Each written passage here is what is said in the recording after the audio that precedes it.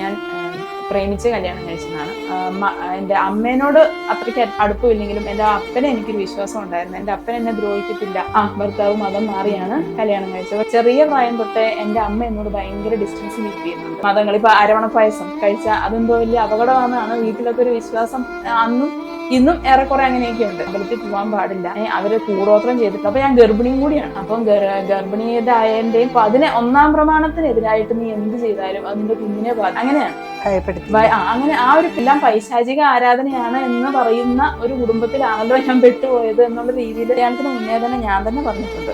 ഇതൊക്കെ പറഞ്ഞിട്ട് തന്നെ കല്യാണം കഴിഞ്ഞാൽ മതി എന്ന് വിചാരിച്ചു. അപ്പം ഇത് തന്നെ ഇങ്ങനെ തിരിച്ചിങ്ങോട്ട് എന്റെ മേലോട്ട് ഇങ്ങനെ ഇട്ടുകൊണ്ടിരിക്കുവാണ്. ഇവിടെ പിള്ളേരുടെ കാര്യം ഫുള്ള് ഞാൻ നോക്കുകയും വേണം. ഈ 3 ആൺപിള്ളേരും പിന്നെ ഇപ്പൊ കുഞ്ഞു കൊച്ചു. അപ്പൊ എല്ലാം കൂടി എന്നെ കൊണ്ട് പറ്റുന്നില്ല. ഒരു അലക്കുകല്ല് പോലും മോളിൽ കൊണ്ടിടത്തില്ല. അങ്ങനെയൊക്കെ സിന്ധുവിനെ വീട്ടുകാരെ ആലോചിച്ച് നടത്തിയ കല്യാണമായിരുന്നല്ലോ രണ്ടാമത്. അതിൽ 2 കുട്ടികളും ഉണ്ട് അല്ലേ? ആ വിവാഹ ജീവിതം അതും വളരെ ബുദ്ധിമുട്ടാണ്. അതിനൊന്നും പറയാവോ സിന്ധു? ഈ എനിക്ക് മാനസിക രോഗം പറഞ്ഞപ്പോ എന്റെ വിശ്വാസം എന്റെ അപ്പനും അമ്മയെങ്കിലും എനിക്ക് സപ്പോർട്ടായിട്ട്, അതുകൊണ്ടല്ല അവർക്ക് ഇവിടുത്തെ ആരോപണം ഭർത്താവിന്റെ ഭർത്താവാണ്. ഭർത്താവ് ഇപ്പോഴും ഇങ്ങനെ പറയും. പണ്ട് ഞാൻ ട്രീറ്റ്മെന്റിന് പോയിട്ടുണ്ടെന്ന് ഞാൻ അംഗീകരിക്കുന്നു. അത് ഡിപ്രഷൻ ആർക്കും വരാവുന്നതാണ്. അതുപോലെ എനിക്കും വന്നു, അത്രേ ഉള്ളൂ. പക്ഷെ ഇതുകൊണ്ടാണ് എപ്പോഴും ഇങ്ങനെ പ്രശ്നം എന്ന് പറയുമ്പം എനിക്ക് അവിടെ സഹായത്തിന് ആരും ഇല്ല എന്നുള്ളത്, ഈ കുട്ടികളെ നോട്ടവും എല്ലാം കൂടി എന്നെ കൊണ്ട് പറ്റുന്നില്ല എന്ന് എനിക്ക് വേണ്ടി പറയാൻ ആരും ഉണ്ടായില്ല. അപ്പോഴാണ് എനിക്ക് എൻ്റെ അനിയൻ മരിച്ചത് ഇത്രയും വലിയൊരു പ്രശ്നമാണ് എന്ന് മനസ്സിലായത്. അതുപോലെ ഞാൻ ആദ്യത്തെ ഭർത്താവിനെ ഉപേക്ഷിക്കാൻ പാടില്ലായിരുന്നു എന്നും എനിക്ക് അങ്ങനെ തോന്നാൻ തുടങ്ങി. അതെല്ലാം മാനസികമായിട്ടും വല്ലാതെ വിഷമിപ്പിച്ചിട്ടുണ്ട്. പക്ഷെ ഉറക്കത്തിനൊന്നും അത്ര കുറവൊന്നുമില്ല. ഉറങ്ങുന്ന കൂട്ടത്തിലാണ് അന്നും ഇന്നും. ഉറക്കം ഇഷ്ടമുള്ള ആളാണ്. നിങ്ങളുടെ റിലേഷൻഷിപ്പ് എങ്ങനെയായിരുന്നു? Husband and wife relationship? അവർക്ക് സെക്സ് വേണം, പക്ഷെ ഞാൻ ഉറങ്ങി കിടക്കുമ്പോഴാണെങ്കിൽ പോലും ഞാൻ അറിയത്തില്ല. ചിലപ്പോൾ അയാള് ഉപയോഗിച്ചിട്ട് പോകും. എന്നിട്ട് ഇത്രയും മാത്രം നമ്മള് ഹെൽത്തി വീക്കാണ്, മെന്റലി ഡൗൺ ആണ്, ഇതൊന്നും ഒരു ബോധമല്ല. അവർക്ക് ആവശ്യമുണ്ടെങ്കിൽ അവർക്ക് വേണം, അങ്ങനെയാണ്. അപ്പൊ മൂന്നാമത്തെ എൻ്റെ കൊച്ചിനെ ഡെലിവറി സമയത്ത് ഞാൻ പറഞ്ഞതാണ് ഞാൻ പ്രഗ്നന്റ് ആവാൻ ചാൻസ് ഉണ്ട് എന്ന് പറഞ്ഞപ്പോഴും അയാൾ അതൊന്നും കൂട്ടാക്കാതെ സെക്സിന് വന്നിട്ട് പ്രഗ്നന്റ് ആയി കഴിഞ്ഞപ്പം ഈ കൊച്ചു മരിച്ചു വന്നെങ്കിൽ മരിച്ചു പോട്ടെ എന്നുള്ള ആറ്റിറ്റ്യൂഡായിരുന്നു. അപ്പം അങ്ങനെയാണ്. ആ കൊച്ചു മരിച്ചു പോകാൻ ചാൻസ് ഉണ്ടെന്ന് എന്നോട് ഡോക്ടറും പറഞ്ഞു. അടുപ്പിച്ചുണ്ടായ കൊച്ചായതുകൊണ്ടും എൻ്റെ ഹെൽത്ത് വീക്കാണ് മനസ്സിലാവുന്നുണ്ട്. അവർക്ക് എപ്പോഴും ധ്യാനങ്ങളാണ്, ഒരുപാട് ധ്യാനങ്ങൾക്ക് പോകുന്നു. പിന്നെ ആ സമയത്താണ് ആദ്യത്തെ ഭർത്താവ് മോനെ ഒന്ന് ഞാൻ കണ്ടോട്ടെ, ഇപ്പം എന്നോടുള്ള ദേഷ്യമൊക്കെ മാറിക്കാണെന്ന് വിചാരിക്കുന്നു, മോനെ ഒന്ന് എനിക്കൊന്ന് കാണണമെന്നുണ്ട് എന്ന് പറഞ്ഞപ്പോൾ ഞാൻ പൂർണ്ണ മനസ്സോടെ ആയിക്കോട്ടെ. കാരണം ഞാൻ നോക്കുമ്പോൾ ഈ കൊച്ചും വല്ലാതെ കിടന്ന് കഷ്ടപ്പെടുന്നുണ്ട്. അവനെങ്കിലും ഒരു ആശ്വാസം ഇവരുടെ ഇടയിൽ ആദ്യത്തെ 2 കുട്ടികള് കുഞ്ഞു ഇടയിൽ ഇവനെ വല്ലാതെ വിഷമം. അവനൊരു ആശ്വാസം അവന്റെ അപ്പനൊന്ന് കാണാൻ കിട്ടിയായിരുന്നു എനിക്കും തോന്നിയായിരുന്നു.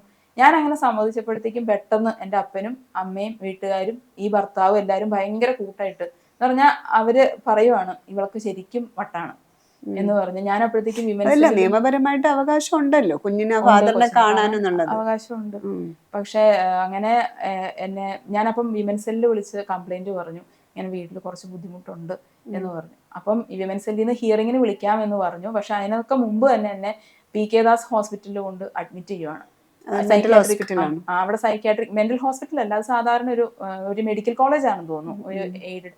പക്ഷെ അവിടെ എന്നെ സൈക്യാട്രി വാർഡിലാണ് കൊണ്ട് അഡ്മിറ്റ് ചെയ്യുന്നത്. ഞാൻ എന്ത് ചെയ്തിട്ടാന്ന് എനിക്ക് മനസ്സിലാവുന്നില്ല. ഞാൻ വഴക്ക് പിടിക്കുകയോ ഒന്നും ചെയ്തിട്ടില്ല. പെട്ടെന്ന് ഇവരെല്ലാം കൂടി ഒരു ദിവസം അങ്ങ് തീരുമാനിക്കുകയാണ് സൈക്യാട്രി. കുഞ്ഞുങ്ങൾക്ക് എത്ര പ്രായം? എന്റെ കുഞ്ഞുങ്ങള് അന്ന് 2 വയസ്സും 3 വയസ്സും ഒക്കെ ഉള്ളൂ. അപ്പം എന്റെ പിള്ളേരുടെ കാര്യത്തിൽ ഓർക്കുമ്പോൾ ഇപ്പോഴും അവരുടെ നോട്ടമൊക്കെ ഓർക്കുമ്പോൾ ഇപ്പോഴും നല്ല വിഷമമുണ്ട്. അവർക്ക് മനസ്സിലാവുന്നില്ല, എനിക്ക് മനസ്സിലാവുന്നില്ല എന്താ സംഭവിക്കുന്നതെന്ന്. പിന്നെ അന്ന് ആകെപ്പാടൊരു ആശ്വാസം ആദ്യത്തെ ഭർത്താവിനെ ഞാൻ വിളിച്ച് പറഞ്ഞു. എൻ്റെ മോനപ്പുറത്താണ്. അതായത് ആദ്യത്തെ ഭർത്താവിന്റെ കൊച്ച് എൻ്റെ അടുത്തില്ല, എന്നെ ആശുപത്രിയിൽ ഇട്ടേക്കുവാണ്. അപ്പൊ ഞാനിങ്ങനെ ഹോസ്പിറ്റലൈസ്ഡ് ആണ് എന്ന് പറഞ്ഞപ്പം പുള്ളി ഉടനെ എന്താ ഞാൻ ചെയ്യണ്ടേ, എന്താ സഹായിക്കാൻ പറ്റുമോ എന്നാണ് പുള്ളി അന്വേഷിക്കുന്നത്. അപ്പം പുള്ളി ഹൈക്കോടതിയിലൊക്കെ വന്ന് അന്വേഷിച്ച് നോക്കി. പക്ഷെ ആളിപ്പം ലീഗലി എൻ്റെ ആരുമല്ല. മോനാണെങ്കിലും കസ്റ്റോഡിയൻ ശരിക്കും ലീഗലി ഞാനാണ്. ഇപ്പം ഡയറക്റ്റ്ലി ഇയാൾക്കൊന്നും ചെയ്യാൻ പറ്റാത്തൊരവസ്ഥയിൽ അദ്ദേഹം എന്താ ചെയ്യേണ്ടതെന്ന് അറിയാതെ നിൽക്കുമായിരുന്നു. പിന്നെ വിമൻസ് സെല്ലിൽ നിന്ന് ഹിയറിങ്ങിന് വരാമെന്ന് പറഞ്ഞിട്ടും അതിൻ്റെ ഇടയിലാണ് എന്നെ പിടിച്ച് അഡ്മിറ്റ് ചെയ്തത്. അപ്പോൾ ഈ വിമൻസ് സെല്ലുകാർ ഹോസ്പിറ്റലിൽ വന്നിട്ട് മൊഴിയെടുത്തു. അപ്പം ഞാൻ പറഞ്ഞു എനിക്ക് എന്തെങ്കിലും പ്രശ്നമുണ്ടോ, ഞാൻ മരുന്ന് കഴിച്ചോളാം, പക്ഷെ എന്നെ ആദ്യത്തെ ഡോക്ടറെ അടുത്തോട്ട് വിടണം. കാരണം എല്ലാം ചെറുപ്പം തൊട്ടുള്ള കാര്യം മുഴുവൻ ഞാൻ ഓപ്പണായിട്ട് പറഞ്ഞിട്ടുണ്ട്. ഷൈനി മാം. അപ്പം എനിക്ക് ആ മാഡത്തെ മതി. എനിക്ക് അത്രയ്ക്ക് ഇഷ്ടമാണ്, ഇപ്പോഴും ഭയങ്കര കംഫർട്ടാണ്. അതുമല്ല ഇങ്ങനെ ഭയങ്കര നീ ഒരു രോഗിയാണ് അങ്ങനെയാണ് ഇങ്ങനെയാണെന്ന് പറയത്തേ ഇല്ല.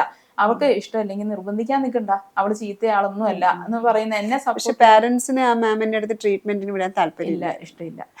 എന്തുകൊണ്ടാന്ന് അന്നൊന്നും മനസ്സിലായില്ല. പക്ഷെ അത് കഴിഞ്ഞ് പിന്നീട് അവിടെ ചെന്നപ്പം ഈ ഷൈനി മാം തന്നെ പറഞ്ഞു, ഇങ്ങനൊരു ബന്ധം എന്നോടൊന്നും ആലോചിച്ചാൽ ഞാൻ സമ്മതിക്കില്ലായിരുന്നു രണ്ടാമത്തെ. കാരണം ആ ഫാമിലിനെ ഈ മാമിനെ അറിയാം, അവിടെ തന്നെ മാനസിക രോഗമുള്ളവരുണ്ട്, തൊട്ടപ്പുറത്തും ഇപ്പുറത്തും ഒക്കെ ഉണ്ട്, കുറച്ച് ക്രൂവലായിട്ട് ബിഹേവ് ചെയ്യുന്ന ആൾക്കാരൊക്കെയാണ്. ഇവൾക്ക് അവിടുത്തെ സാഹചര്യമായിട്ട് പിടിച്ചു നിൽക്കാൻ പറ്റത്തില്ല, ഇനി അവളെ നിർബന്ധിക്കരുത് എന്നൊക്കെ പറഞ്ഞു. പിന്നെ എന്നോട് പറഞ്ഞു, എന്തായാലും കല്യാണം കഴിച്ചതല്ലേ, 2 കുട്ടികളും ഉണ്ട്, നമുക്ക് എങ്ങനെയും ഇതൊന്ന് മാനേജ് ചെയ്ത് പോകാൻ പറ്റിയ അത്രയായില്ലേ. അങ്ങനെ പറഞ്ഞ് എനിക്ക് അപ്പോഴത്തെ വിഷമങ്ങളൊക്കെ മറക്കാനൊക്കെ ആയിട്ടും പിന്നെ ശരിക്കും അങ്ങനെ മരുന്ന് ചെറിയ എന്തോ കുറച്ച് മരുന്നേ ഉള്ളൂ കേട്ടോ, വലിയ ഭയങ്കരമായ രോഗത്തിന്റെ മരുന്നൊന്നുമല്ല. എന്താ ഉറക്കമൊക്കെ ഒന്ന് ശരിയാവാനൊക്കെ എന്ന് പറഞ്ഞ് മരുന്നൊക്കെ തന്നിരുന്നു. പക്ഷേ അതിൻ്റെ ഇടയിൽ ഒരു ചടങ്ങ് നടന്നു വീട്ടില്, ഒരു ഫംഗ്ഷനാ അന്ന്. എൻ്റെ മോൻ, അതായത് ആദ്യത്തെ കല്യാണത്തിലെ കൊച്ചിന്റെ മൂത്തയാണ്, ഒരു ക്രിസ്ത്യൻ ചടങ്ങ്, ആദ്യ കുർബാന എന്ന് പറയും. അപ്പൊ അന്ന് അവന്റെ അപ്പൻ എന്നോട് ചോദിച്ചു, ഈ ചടങ്ങൊക്കെ കഴിയുമ്പോൾ എല്ലാവരും ഒന്ന് ഹാപ്പി ആയിട്ട് ഇരിക്കുമായിരിക്കുമല്ലോ, അപ്പൊ എനിക്കൊന്ന് വന്ന് എൻ്റെ മോനെ കണ്ടാൽ. അപ്പൊ അവനും കുറച്ച് ഗിഫ്റ്റ് ഒക്കെ കൊണ്ട് കൊടുക്കുമ്പോൾ ഏത് ക്രിസ്ത്യൻ പ്രോഗ്രാം ആണെങ്കിലും ആൾക്ക് അതിനൊന്നും അപ്പം എതിർപ്പില്ല. പണ്ട് ഞങ്ങൾ തമ്മിൽ വഴക്ക് മുഴുവൻ ക്രിസ്ത്യൻ ഹിന്ദു പറഞ്ഞിട്ടായിരുന്നെങ്കിലും കുറച്ച് പ്രായമായി കഴിഞ്ഞപ്പോൾ ഞങ്ങൾക്ക് അതൊന്നും ഒരു പ്രശ്നമില്ല. അന്ന് ഞാനും കുറച്ച് ഗിഫ്റ്റ് ഒക്കെ ആയിട്ട് അത് കഴിയുമ്പോൾ വരാം, അന്ന് ആ ചടങ്ങിന്റെ ഇടയിൽ നിറച്ച ആളായിരിക്കും, അത് കഴിയുമ്പോൾ ഞാൻ പിറ്റേ ദിവസം ഒന്ന് വന്നോട്ടെ എന്ന് ചോദിച്ചു. ഞാൻ സമ്മതിച്ചു. അന്ന് രാത്രി എൻ്റെ അപ്പം പറഞ്ഞു, നീയല്ല കൊച്ചിന്റെ ഗാർഡിയൻ, ഞാനാണ് എന്നാണ് അവര് പറയുന്നത്. അപ്പൊ ഞാൻ എൻ്റെ അപ്പന്റെ അമ്മയുടെ ഒക്കെ രൂപം മാറുന്നത് ഞാൻ അപ്പോഴാ കാണുന്നത്. എന്നെ വല്ലാതെ ഫാദറിനെ ഇൻവൈറ്റ് ചെയ്തത് അവർക്ക് ഇഷ്ടമല്ല. ഇൻവൈറ്റ് ചെയ്തത് ഞാൻ ഫംഗ്ഷന് വിളിച്ചിട്ടില്ല, കാരണം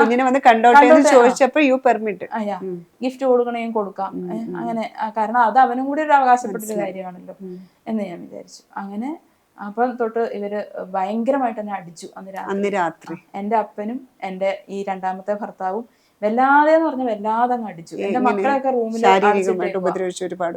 ആ ഹോളിലിട്ട് എന്നെ ശരിക്കും, എന്റെ അമ്മ അടുത്ത് നിൽപ്പുണ്ട്, അമ്മ കണ്ടോണ്ട് നിൽക്കുക എന്നെ അടിക്കുന്നത്. ഞാൻ എന്നിട്ട് കരയുന്നില്ല, കാരണം എന്റെ മനസ്സിൽ ഷോക്കാ സത്യം പറഞ്ഞ. ഈ എൻ്റെ അപ്പൻ എന്നെ ഇങ്ങനെ ഉപദ്രവിക്കുന്നു. ഇതിനു മുമ്പ് ഈ ഹിന്ദുവിനെയാണ് ഞാൻ കെട്ടാൻ പോകുന്നതെന്ന് പറഞ്ഞപ്പോൾ എന്നെ അടിച്ചിട്ടൊക്കെ ഉണ്ട്, നന്നായിട്ട് അടിച്ചിട്ടുണ്ട്. പക്ഷെ അതൊക്കെ ഞാൻ അപ്പോഴത്തേക്ക് അപ്പോഴത്തെ വിഷമത്തിനല്ലേ എന്ന് വിചാരിച്ചു. പക്ഷെ ഇത്രമാത്രം ഹിന്ദുക്കളോട് വെറുപ്പുണ്ടെന്നുള്ളത് എനിക്ക് അപ്പോഴാണ് മനസ്സിലാവുന്നത്. ഹിന്ദു ആണ് വരുന്നത്, കാണുന്നത്, മിണ്ടുന്നത്, അതവർക്ക് അങ്ങ് അംഗീകരിക്കാൻ പറ്റുന്നില്ല. അപ്പം വല്ലാതെ അങ്ങോട്ട് അടിച്ചു കൂട്ടി. എന്നിട്ട് ഞങ്ങളുടെ തൊട്ടടുത്തൊരു ഹോസ്പിറ്റല്, ഒരു വലിയ ഹോസ്പിറ്റലാണ്. പിറ്റേ ദിവസം രാവിലെ അങ്ങോട്ട് പോകാൻ വേണ്ടി ഞാൻ വീട്ടിൽ നിന്ന് മുഖമൊക്കെ ആകെ വീർത്തു, അടി കൊണ്ടിട്ട് കണ്ണൊക്കെ ഇങ്ങനെ കലങ്ങിപ്പോയി. ഭർത്താവും അടിച്ചു, എൻ്റെ അപ്പനും അടിച്ചു. എൻ്റെ അപ്പൻ ഇടത്തെ കയ്യനാ, അപ്പൊ ഒരു സൈഡ് ഈ എൻ്റെ ഈ വലതുഭാഗം മുഴുവനും അടി കിട്ടി അപ്പൻ്റെന്ന്. ഭർത്താവും എടുത്തിട്ട് അടിക്കുക, അയാള് വലത്തെ കൈ കൊണ്ട് അടിക്കുന്നത് ഈ ഭാഗം. അപ്പൊ എനിക്കിങ്ങനെ നോക്കുമ്പോൾ അറിയാം ഈ ഭാഗം മുഴുവനും വല്ലാതെ ചതഞ്ഞിട്ടുണ്ട്. ഈ ഭാഗം ഉണ്ട്, എൻ്റെ അപ്പന് കുറച്ച് പ്രായമായില്ലേ. കുഞ്ഞുങ്ങളെയൊക്കെ മുറിക്കാത്തിട്ട് അടച്ചായിരുന്നു. അവര് ഉറങ്ങി കഴിഞ്ഞിട്ടായിരുന്നു ഈ അടിയും പിടിയും ബഹളമൊക്കെ. അപ്പം ഞാൻ നടന്നു, വീട്ടിൽ നിന്ന് ഇറങ്ങി നടന്നു, എനിക്ക് ഡോക്ടറെ കാണണമെന്നും പറഞ്ഞ് ഇറങ്ങി നടന്നപ്പം ഈ രണ്ടാമത്തെ ഭർത്താവ് വണ്ടി എടുത്തുകൊണ്ട് വണ്ടി കയറ്, സീനാക്കല്ലേ എന്ന് പറഞ്ഞു. അപ്പൊ എനിക്ക് ഇന്ന് തല്ലി കിട്ടിയാലോ എന്നുള്ള പേടിക്ക് ഞാനത് കയറിയിരിക്കുകയാണ്. എനിക്ക് ഡോക്ടറെ അടുത്ത് പോകണമെന്ന് ഞാൻ പറയുന്നുണ്ട്. പിന്നെ അവിടെ അടുത്തൊന്നും ബസ് സ്റ്റോപ്പില്ല, ഓട്ടോ സ്റ്റാൻഡില്ല, ഒന്നുമില്ല, ഒരു വല്ലാത്ത ഉള്ളിലുള്ളൊരു വീടാണ്. അപ്പൊ ഞാൻ കയറിയിരുന്ന് അവിടെ ചെന്ന ഉടനെ ഞാൻ നേരെ കാഷ്വാലിറ്റിയിലോട്ടാണ് ഞാൻ കയറിയത്. ആള് വണ്ടി പാർക്ക് ചെയ്തിട്ട് വരാമെന്നും പറഞ്ഞ് എന്നെ ഹോസ്പിറ്റലിന്റെ മുന്നിൽ നിർത്തിയപ്പോൾ ഞാൻ നേരെ കാഷ്വാലിറ്റിയിലോട്ട് പോയി. അപ്പൊ സിസ്റ്റർ ഓടി വന്നിട്ട് ചോദിച്ചു, ഇതെന്താ ആകെ മുഖത്തൊക്കെ എന്താ ഇങ്ങനെയാ പറ്റിയെന്ന് ചോദിച്ചു. ഞാൻ പറഞ്ഞു, എൻ്റെ ഭർത്താവും അടിച്ചതാന്ന് പറഞ്ഞു. ഉടനെ സിസ്റ്റർ പറഞ്ഞു, പോലീസിനെ വിളിക്കണം, ഇത് അറിയിക്കണം എന്ന് പറഞ്ഞപ്പോഴത്തേക്കും ഇവർ പ്രീ പ്ലാൻഡ് ആയിരുന്നു. ആ ഹോസ്പിറ്റലിലെ അഡ്മിനിസ്ട്രേറ്റർ എൻ്റെ അപ്പൻ്റെ പെങ്ങളുടെ മോനായിരുന്നു. ആൾ അവിടെ ആ വെളുപ്പനെ അവിടെ വന്ന് നിൽപ്പുണ്ട്. പറഞ്ഞു, എല്ലാ പറ്റത്തില്ല, എൻ്റെ അമ്മാവൻ്റെ മോളാ, പോലീസിനൊന്നും വിളിക്കണ്ട എന്ന് പറഞ്ഞു. എന്നിട്ട് അവിടുന്ന് എന്നെ പുള്ളിയുടെ വണ്ടി കയറ്റിയിട്ട് ഏതൊരു ഡോക്ടറെ വീട്ടിൽ കൊണ്ട് കാണിച്ചു. അങ്ങനെ ആ ഡോക്ടറെ മരുന്ന്. അപ്പം അന്ന് എന്നോട് പറഞ്ഞതാ, ഇനി ഒരിക്കലും നിനക്ക് എന്തെങ്കിലും ബുദ്ധിമുട്ട് വന്നാൽ എന്നെ വിളിച്ചോ, എൻ്റെ നമ്പർ ഞാൻ മാറ്റത്തില്ല, അതൊന്നും മാറ്റിയിട്ടില്ല, നമ്പർ മാറ്റിയിട്ടില്ല. പക്ഷെ ഞാനന്ന് വിചാരിച്ചത് ദൈവം പറഞ്ഞത് വെറുത്തുപേക്ഷിക്കണം എന്നാണല്ലോ, പിന്നെ ഒരു ബന്ധത്തിന് ഞാനും പോകുന്നില്ല. ഒരിക്കലും ദൈവം വെറുക്കാൻ പറയില്ല, അത് പറയുന്നത് ദൈവമല്ല. ദൈവം എന്ന് പറയുന്ന സ്നേഹമെന്നല്ലേ വിചാരിക്കുന്നത്. പിന്നെ അത് കഴിഞ്ഞതിന് ശേഷം പറഞ്ഞ സ്ഥലത്ത് പോയിട്ട് പറഞ്ഞു, മോനെ കാണാൻ പറ്റിയൊരു സമയമായിട്ടില്ല, അതുകൊണ്ട് നിങ്ങളൊന്ന് തിരിച്ച് പോകണം. പുള്ളി അതുപോലെ അനുസരിച്ച് ഇനി ഞാനായിട്ടൊരു പ്രശ്നത്തിനില്ല എന്നുള്ള മട്ടിൽ പുള്ളി തിരിച്ചങ്ങ് പോയി. അങ്ങനെയാണ് അത്. ഇത് പുള്ളി ഇവിടെ വന്നതൊന്നും ഞാൻ സത്യം പറഞ്ഞാൽ അറിഞ്ഞിട്ടുമില്ല. അത് കഴിഞ്ഞ് പിറ്റേ ദിവസം അന്ന് രാത്രി തന്നെ എന്നെ പാരന്റ്സിന്റെ വീട്ടിലോട്ട് കൊണ്ടുപോയി. അത് അടി മുഴുവൻ അവിടെ ഉണ്ടായേ എന്നുള്ളൊരു വരുത്തി തീർക്കാൻ വേണ്ടി എന്തോ അവിടെ കൊണ്ടുപോയി. പിറ്റേ ദിവസം അവിടെ തന്നെ ഈ ഷൈനി ഡോക്ടറെ അടുത്തോട്ട് കൊണ്ടുപോയി. ഷൈനി ഡോക്ടർ ആവശ്യപ്പെട്ടിട്ടാണ് ഇല്ല, കാരണം ട്രീറ്റ്മെന്റ് ഇപ്പം അവിടത്തെയാണ് മരുന്ന് കഴിക്കുന്നുണ്ടല്ലോ. അപ്പൊ അവിടെ കൊണ്ടുപോയി. എന്നിട്ട് സൈക്കാട്രി വാർഡിൽ തന്നെയാണ് കിടത്തുന്നത്. പക്ഷെ തന്ന മരുന്നുകൾ കൂടുതൽ ഈ കണ്ണും ശരിയാവാനും ഒക്കെ വേണ്ടിയിട്ടാണ്. മേല് മുഴുവൻ നീലിച്ചിട്ടുണ്ടായിരുന്നു, ഈ കൈയും ഇവിടെ ഒക്കെ വല്ലാണ്ട്. പക്ഷെ പോലീസിന് കേസെടുക്കാൻ വേണ്ടിയിട്ടുള്ള ഒന്നും ആയില്ല, പറ്റിയിട്ടില്ല. പിന്നെ ഞാനും അന്നും ഡോക്ടറും പറഞ്ഞു, മോളെ ഇത് വീട്ടിലെ കാര്യമായിട്ട് നമ്മൾ ഇത് കേസും വഴക്കുമായിട്ട് പോയി കഴിഞ്ഞാൽ നിനക്ക് തന്നെ ഇതെന്നും ടെൻഷനായിരിക്കും. ടെൻഷൻ മാനേജ് ചെയ്യാനാണ് എനിക്ക് പാട്. അതെനിക്കും അറിയാം. ഒരുപാട് ടെൻഷൻ വന്നാലാ എനിക്ക് ബുദ്ധിമുട്ട്. അപ്പം നീ ഒരു കാര്യം കേസിനൊന്നും പോകണ്ട. അന്ന് വിമൻസെല്ലിൽ കൊടുത്തതങ്ങ് മാറ്റി. പപ്പേനോട് ഞാൻ പറഞ്ഞിട്ടുണ്ട്, നീ അയാളുടെ കൂടെ ജീവിക്കാൻ വിടണ്ട, ഇതുപോലെ തല്ലി കൂട്ടുന്ന ആളുടെ കൂടെ ഒന്നും നീ അവളെ വിടണ്ടെന്ന് ഞാൻ പറഞ്ഞിട്ടുണ്ടെന്ന് പറഞ്ഞു. അതിന് മുമ്പ് പറഞ്ഞായിരുന്നു അത്ര, ഞാൻ അത്രയ്ക്ക് അറിഞ്ഞിട്ടില്ല. ഇത് ശരിയാവും തോന്നില്ലെന്നൊക്കെ. ശരിക്കും സിന്ധുവിനും ആ ബന്ധം മുന്നോട്ട് പോകണമെന്നുണ്ടായിരുന്നു. എങ്ങനെയെങ്കിലും ഒന്നിച്ചു പോകുന്നെങ്കിൽ പോട്ടെ, അത്രേ ഉള്ളൂ. പക്ഷെ എനിക്ക് ഒരിക്കലും ആദ്യത്തെ ഭർത്താവിന്റെ കൂടെ പോകണമെന്നോ അങ്ങനെയൊന്നും ഇല്ല. പക്ഷെ ഇവരൊക്കെ അങ്ങനെ കണക്കൂട്ടി വെച്ചേക്കുവാണ്, ഞാൻ ആദ്യത്തെ ഭർത്താവിന്റെ കൂടെ ഇറങ്ങി പോകുമായിരിക്കും, അതിന് വേണ്ടിയിട്ടായിരിക്കും ഇങ്ങനെ ചെയ്യുന്നതെന്നൊക്കെ അവരങ്ങ് വിചാരിക്കുകയാണ്. പക്ഷെ അങ്ങനെ ഒരു ടോക്ക് ഞങ്ങൾ തമ്മിൽ ഉണ്ടായിട്ടേ ഇല്ല, ഇന്നേ വരെ ഉണ്ടായിട്ടില്ല. അപ്പം അവരൊക്കെ അങ്ങനെ വിചാരിച്ചിട്ട് എനിക്ക് ഭ്രാന്താണെന്ന് പറയുന്നു. പക്ഷെ എനിക്കൊന്നും ചെയ്യാനും പറ്റുന്നില്ല. അപ്പോഴും ഈ മക്കള്, എൻ്റെ മോൾ ഇപ്പോഴും പറയും എനിക്കൊന്ന് കരഞ്ഞോണ്ടാ ഞാൻ തിരിച്ചു പോയെന്ന്. അവൾ എന്നെ കാണണം എന്ന് പറഞ്ഞ് ബഹളം വെച്ചപ്പം ഈ അമല ഹോസ്പിറ്റലിനെ കൊണ്ട് കാണിച്ചപ്പോൾ അമ്മയുടെ കണ്ണൊക്കെ കലങ്ങിയിരിക്കുന്ന കൊച്ചിന് അന്ന് ഓർമ്മയുണ്ടെന്ന് പറഞ്ഞു. അന്ന് കുറച്ച് ദിവസം കഴിഞ്ഞു അടി കിട്ടിയിട്ട്, പക്ഷെ എന്നാലും അപ്പോഴും മാറിയിട്ടില്ല. പിന്നെ ഒരു ഒന്നര ആഴ്ചയോളം അവിടെ കിടന്നിട്ടാണ് ഞാൻ പിന്നെ ഡോക്ടർ പറഞ്ഞതനുസരിച്ച് വിമൻസെന്റിൽ പോയി പറഞ്ഞു, എനിക്കിനി എന്തായാലും കേസൊന്നുമില്ല, മതി, കേസൊന്നും ഇനി എന്നെ അങ്ങോട്ട് വിടത്തില്ലെന്നപ്പം പറഞ്ഞിട്ടുണ്ടെന്നൊക്കെ പറഞ്ഞു. തിരിച്ചു വന്നു. പിന്നെ ഞാൻ ഇങ്ങനെ ജോലിക്ക് വേണ്ടി ശ്രമിച്ചുകൊണ്ടിരിക്കുകയാണ്. അപ്പം എൻ്റെ വീട്ടുകാരൊക്കെ ഇങ്ങനെ ഒരു വല്ലാത്തൊരു നോട്ടവും വർത്തമാനവും, നീ ശരിയല്ല, ഞാൻ തിരിച്ച് അയാളുടെ അടുത്ത് തന്നെ പോകണം, അതാണ് എൻ്റെ വീട്ടുകാരുടെ ഒക്കെ ആവശ്യം. അപ്പം ഞാൻ ജോലി അന്വേഷിച്ച് പഴയ കോളേജിൽ പോകുന്നുണ്ട്. അങ്ങനെയൊക്കെ പോകുമ്പോഴും എനിക്കൊരു കൂട്ടെന്ന് പറയുന്നത്, സംസാരിക്കാൻ ഒരു കൂട്ട് ഈ ആദ്യത്തെ ഭർത്താവാണ്. പക്ഷെ അതൊരു പ്രേമം ലെവലിലൊന്നും അല്ല, അങ്ങനെ സംസാരിക്കുന്ന സുഹൃത്താണ് അന്നും ഇന്നും. അപ്പം അങ്ങനെ സംസാരിക്കുന്നുണ്ട്. പിന്നെ ഒരു ദിവസം ഞാൻ കാണുന്നത്, ഞാൻ ഉറങ്ങി എണീറ്റ് കഴിഞ്ഞപ്പോൾ എൻ്റെ കൂടെ 3 മക്കളും ഉണ്ട്. 3 മക്കളെ കുറേ കാലം വരെ ഞങ്ങൾ അങ്ങനെ തന്നെ കിടക്കുന്നത്. 3 മക്കളും ഞാനും ഒന്നിച്ച് അവർ കട്ടിലേൽ 2 കട്ടിൽ ഇങ്ങനെ അടുപ്പിച്ചിട്ട്. രാവിലെ ഉറങ്ങി എണീറ്റ് ഒരു 6 മണിയായി കാണും. മക്കളെ ഒന്നും അടുത്ത് കാണുന്നില്ല, വീട്ടിൽ ലൈറ്റൊക്കെ ഇട്ടിട്ടുണ്ട്. അപ്പം ഞാൻ ഉടനെ എണീറ്റിട്ട് എൻ്റെ മക്കളെ നോക്കുമ്പോൾ മക്കളില്ല. പിള്ളേരെയൊക്കെ അപ്പുറത്തോട്ട് കൊണ്ടുപോയിട്ടുണ്ടെന്ന് പറഞ്ഞു. അപ്പുറത്തെ മുറിയിലെങ്ങാണ്ട് കൂട്ടിയിട്ടുണ്ട്. എൻ്റെ മൂത്ത മോനന്ന് 4ാം ക്ലാസ് ആയിട്ടേ ഉള്ളൂ. അപ്പൊ ആ പ്രായമുള്ളവന്, അവനൊന്നും പ്രതികരിക്കാനുള്ളതായിട്ടില്ല. അപ്പൊ എന്തായി മോള് എന്തേ ഒന്നും അറിയത്തില്ല. അപ്പം ഫോൺ നോക്കുമ്പോൾ, ഫോണൊന്നും നീ നോക്കണ്ട, അതില്ല, നിന്നെ ഞങ്ങൾ ഒരു സ്ഥലത്ത് കൊണ്ടുപോകാൻ പോവാന്ന് പറഞ്ഞു. അപ്പൊ ഞാൻ പറഞ്ഞു എങ്ങോട്ടാ? അപ്പം നീ ഇപ്പോഴത്തെ ഡോക്ടർ ശരിയല്ല, വേറെ അപ്പോൾ ജോബിയുടെ കൂടെ ജീവിക്കരുത് എന്ന് ഡോക്ടർ പറഞ്ഞിട്ടാ വിട്ടതെങ്കിലും ജോബി അവിടെ റൂമിലുണ്ട്. ജോബിയുണ്ട്, കുറച്ച് രണ്ടാമത്തെ ഭർത്താവുണ്ട്, ആൾക്കാരുണ്ട്. ഞാൻ പറഞ്ഞു എനിക്കിനി വേറെ ഡോക്ടർ വേണ്ട, ഈ ഡോക്ടർ മതി എന്ന് പറഞ്ഞു. മര്യാദയ്ക്ക് നീ വണ്ടി കയറിക്കോണം, അല്ലെങ്കിൽ നിന്നെ തല്ലി കൊണ്ടുപോകുന്നു പറഞ്ഞു. എന്നിട്ട് തല്ലി. ഇത് പറയുന്ന രണ്ടാമത്തെ ഭർത്താവ്. അയാളുടെ കൂടെ ജീവിക്കണ്ടെന്ന് തീരുമാനിച്ചാണ് ഹോസ്പിറ്റലിൽ നിന്ന് ഡിസ്ചാർജ് ചെയ്തത്, ശരിക്കും പറഞ്ഞ. പക്ഷെ തല്ലി കൂട്ടി എന്നെ, എൻ്റെ വീട്ടുകാർ തന്നെ, എൻ്റെ അമ്മയുടെ വീട്ടുകാർ അവിടെ ഉണ്ട്. അമ്മ പറഞ്ഞ എന്തും ചെയ്യും അവരുടെ കൈയൊക്കെ പുറകോട്ട് കെട്ടി കാലും കൂട്ടിക്കെട്ടി എടുത്ത് വണ്ടിക്കകത്തോട്ട് ഇട്ടു. ഒരു ഇതായിരുന്നു, വലിയൊരു വണ്ടിയായിരുന്നു. പ്രതികരിക്കാനൊന്നും പറ്റാത്തൊരു, എനിക്ക് ഒച്ച വയ്ക്കണമെന്നുണ്ട്, പക്ഷെ ഇത് കൂടെയും വായിക്കൂടെയും കെട്ടിയിട്ടുണ്ട്. എനിക്കൊന്നും ഒച്ച വയ്ക്കാനും പറ്റുന്നില്ല. ചെറിയ ഒരു ഇതില് ഞാൻ കൊണ്ടുപോകണേന്ന് പറഞ്ഞില്ല. അപ്പൊ ഈ ഭർത്താവ് പറയുന്നുണ്ട് എന്തോ ഒരു വെള്ളം കൊണ്ടുവന്നിട്ട് ഇതും കൂടി കുടിപ്പിക്കുന്ന, അവള് മയം കിടന്നോളൂ എന്ന് പറയുന്നുണ്ട്. പക്ഷെ വായിക്കൂടെ ഇത് കെട്ടിയതുകൊണ്ട് ഇത് കുടിപ്പിക്കലൊന്നും നടന്നില്ല. പിന്നെ എൻ്റെ 2 സൈഡിലും എൻ്റെ ഒരു കസിനും എൻ്റെ ഒരു അമ്മാവനെ വണ്ടി ഓടിക്കുന്നത്, ഇപ്പോഴത്തെ ഒരു കസിനും ആ രണ്ടാമത്തെ ഭർത്താവ് ഇവിടെ ആയിട്ടിരുന്നു. അപ്പൊ പുറമേ അധികം കാണില്ല. പിന്നെ വെളുപ്പാങ്കാലമാണ്, ഒരു 6 മണിയൊക്കെ ആയിട്ടേ ഉള്ളൂ. അങ്ങനെ ഭയങ്കരമായിട്ട് പെട്ടൊന്നും ആയിട്ടില്ല. എന്നിട്ട് ഇങ്ങനെ ഇവരെന്നെ ഇങ്ങനെ കൊണ്ടുപോവാണ്. അപ്പൊ എങ്ങോട്ടാ പോകുന്നതെന്ന് എനിക്കറിയാലോ. ഇവർ GPS ഇട്ടിട്ടുണ്ട് വണ്ടിയിൽ. അപ്പോ എറണാകുളം ഭാഗത്തെങ്ങാണ്ടാന്ന് എനിക്ക് മനസ്സിലാവുന്നുണ്ട് ഇത് കാണുമ്പോൾ ഏകദേശം. അപ്പം ഒരുപാട് ദൂരമുണ്ട് ഞങ്ങളുടെ അവിടുന്ന്. അപ്പം ഹൈവേയിലോട്ട് കയറി, തൃശ്ശൂർ ഭാഗത്തുനിന്ന് ഇങ്ങനെ ഹൈവേയിലോട്ട് കയറിയപ്പം ഞാൻ അവിടെ ഇങ്ങനെ ഈ മറ്റ് അന്യ സംസ്ഥാനത്തു നിന്നുള്ള തൊഴിലാളികൾ കുറെ പേര് ഇങ്ങനെ വണ്ടിക്ക് വേണ്ടി ഇങ്ങനെ വെയിറ്റ് ചെയ്യുന്ന ആ ഒരു സമയം, രാവിലെ പണിക്ക് പോകാൻ. അപ്പൊ ഒന്ന് കാറാൻ നോക്കിയപ്പോൾ വീണ്ടും ഇവര് എന്നെ പിടിച്ച് വായൊക്കെ പൊത്തി ഇങ്ങനെ ഇരുന്ന് അവരങ്ങനെ അങ്ങ് പോവാണ്. അങ്ങനെ അവിടെ ആശുപത്രി എത്തുന്നവരെ, ഒരു ഭ്രാന്താശുപത്രിയിലോട്ടാണ് എന്നെ കൊണ്ടുപോയത്. കൈയൊക്കെ പുറകെ കെട്ടി നീര് വെച്ചു, കാലൊക്കെ നീര് വെച്ച് ആകെ ഞാൻ ബാക്കിലോട്ട് കെട്ടി. എനിക്ക് ശരിക്കും ഇരിക്കാൻ പോലും പറ്റുന്നില്ല. ഇങ്ങനെ കൈ കെട്ടിക്കഴിഞ്ഞാൽ അനങ്ങാൻ പറ്റത്തില്ല ഈ വണ്ടിയിൽ പോകുമ്പോൾ. കാലും കെട്ടി വായും കെട്ടിയാ കൊണ്ടുപോകുന്നത്. അവിടെ എത്തിക്കഴിഞ്ഞപ്പം പെട്ടെന്ന് ഇവരെല്ലാം ഇറങ്ങി ഡോക്ടറെ കാണാൻ പോയി. പുറത്ത് എൻ്റെ ഒരു കസിനാണെന്ന് തോന്നുന്നു. ആരാ പുറത്ത് നിന്നതെന്ന് എനിക്ക് അറിയില്ല. പുറകിൽ ഒരാൾ നിൽപ്പുണ്ടായിരുന്നു വണ്ടിയുടെ പുറത്ത്, ഞാൻ മാത്രം അകത്തും. അപ്പൊ ഒരു ഗാർഡ് ഇങ്ങനെ പുറത്തു കൂടെ പോയ ആളിങ്ങനെ വന്നിട്ട് ഈ സ്ത്രീനെ എന്താ ഇങ്ങനെ കെട്ടിയിട്ടേക്കുന്നത് ഇതിനകത്തെന്ന് ചോദിച്ചു. അഴിച്ചു വിടുന്നു പറഞ്ഞു. അപ്പം ഭർത്താവ് ഡോക്ടറിന്റെ അടുത്തോട്ട് പോയേക്കുവാണ്. അവരെന്തൊക്കെയോ പറഞ്ഞു കാണണം. അപ്പം ഇതിനു മുമ്പുള്ള ഹോസ്പിറ്റൽ റെക്കോർഡോ ഒന്നും അവർ ചോദിച്ചിട്ടില്ലെന്നാ ഞാൻ മനസ്സിലാക്കുന്നത്. ഷൈൻ്റെ ഡോക്ടർ അറിഞ്ഞിരുന്നെങ്കിൽ ഒരിക്കലും എന്നെ അങ്ങനെ ടോർച്ചർ ചെയ്യാൻ വിടത്തില്ലായിരുന്നു. അപ്പം കൈയൊക്കെ അഴിച്ചു തന്നു. അപ്പൊ ഞാൻ എന്നിട്ട് എന്നെ ഡോക്ടറെ എടുത്തിട്ട് കൊണ്ടുപോയപ്പോൾ ഞാൻ പറഞ്ഞു എനിക്ക് ഇനി ഇയാളോട് ജീവിക്കാൻ പറ്റത്തില്ല എന്ന് പറഞ്ഞു. അപ്പോഴേ നിങ്ങൾക്ക് മാനസിക രോഗ എന്നാ പറയുന്നത്. നിങ്ങൾക്ക് ഡോക്ടർ അവിടുത്തെ ഒരു നേഴ്സിനെ പോലത്തെ ഒരു അറ്റൻഡർ ഉണ്ട്. അവരോട് ഞാൻ പ്രീ ഹിസ്റ്ററി ഒന്നും ചോദിക്കുന്നില്ല. എനിക്ക് ഇയാളുടെ കൂടെ ജീവിക്കണ്ട സിസ്റ്റർ, എന്നെ ഇയാളുടെ കൂടെ വിടരുത്. അയാളുടെ പേരൊരു ഹിന്ദു പേരാണ്, പക്ഷെ ക്രിസ്ത്യൻ പള്ളി എല്ലാ ദിവസവും കുർബാന നടക്കുന്ന ഒരു ഭ്രാന്താശുപത്രിയാണ്. എന്നെ എന്നും കുർബാനയ്ക്ക് കൊണ്ടുപോകും. ഇങ്ങനെ മരുന്നൊക്കെ തന്ന് ഞാൻ തളർന്നുപോയി.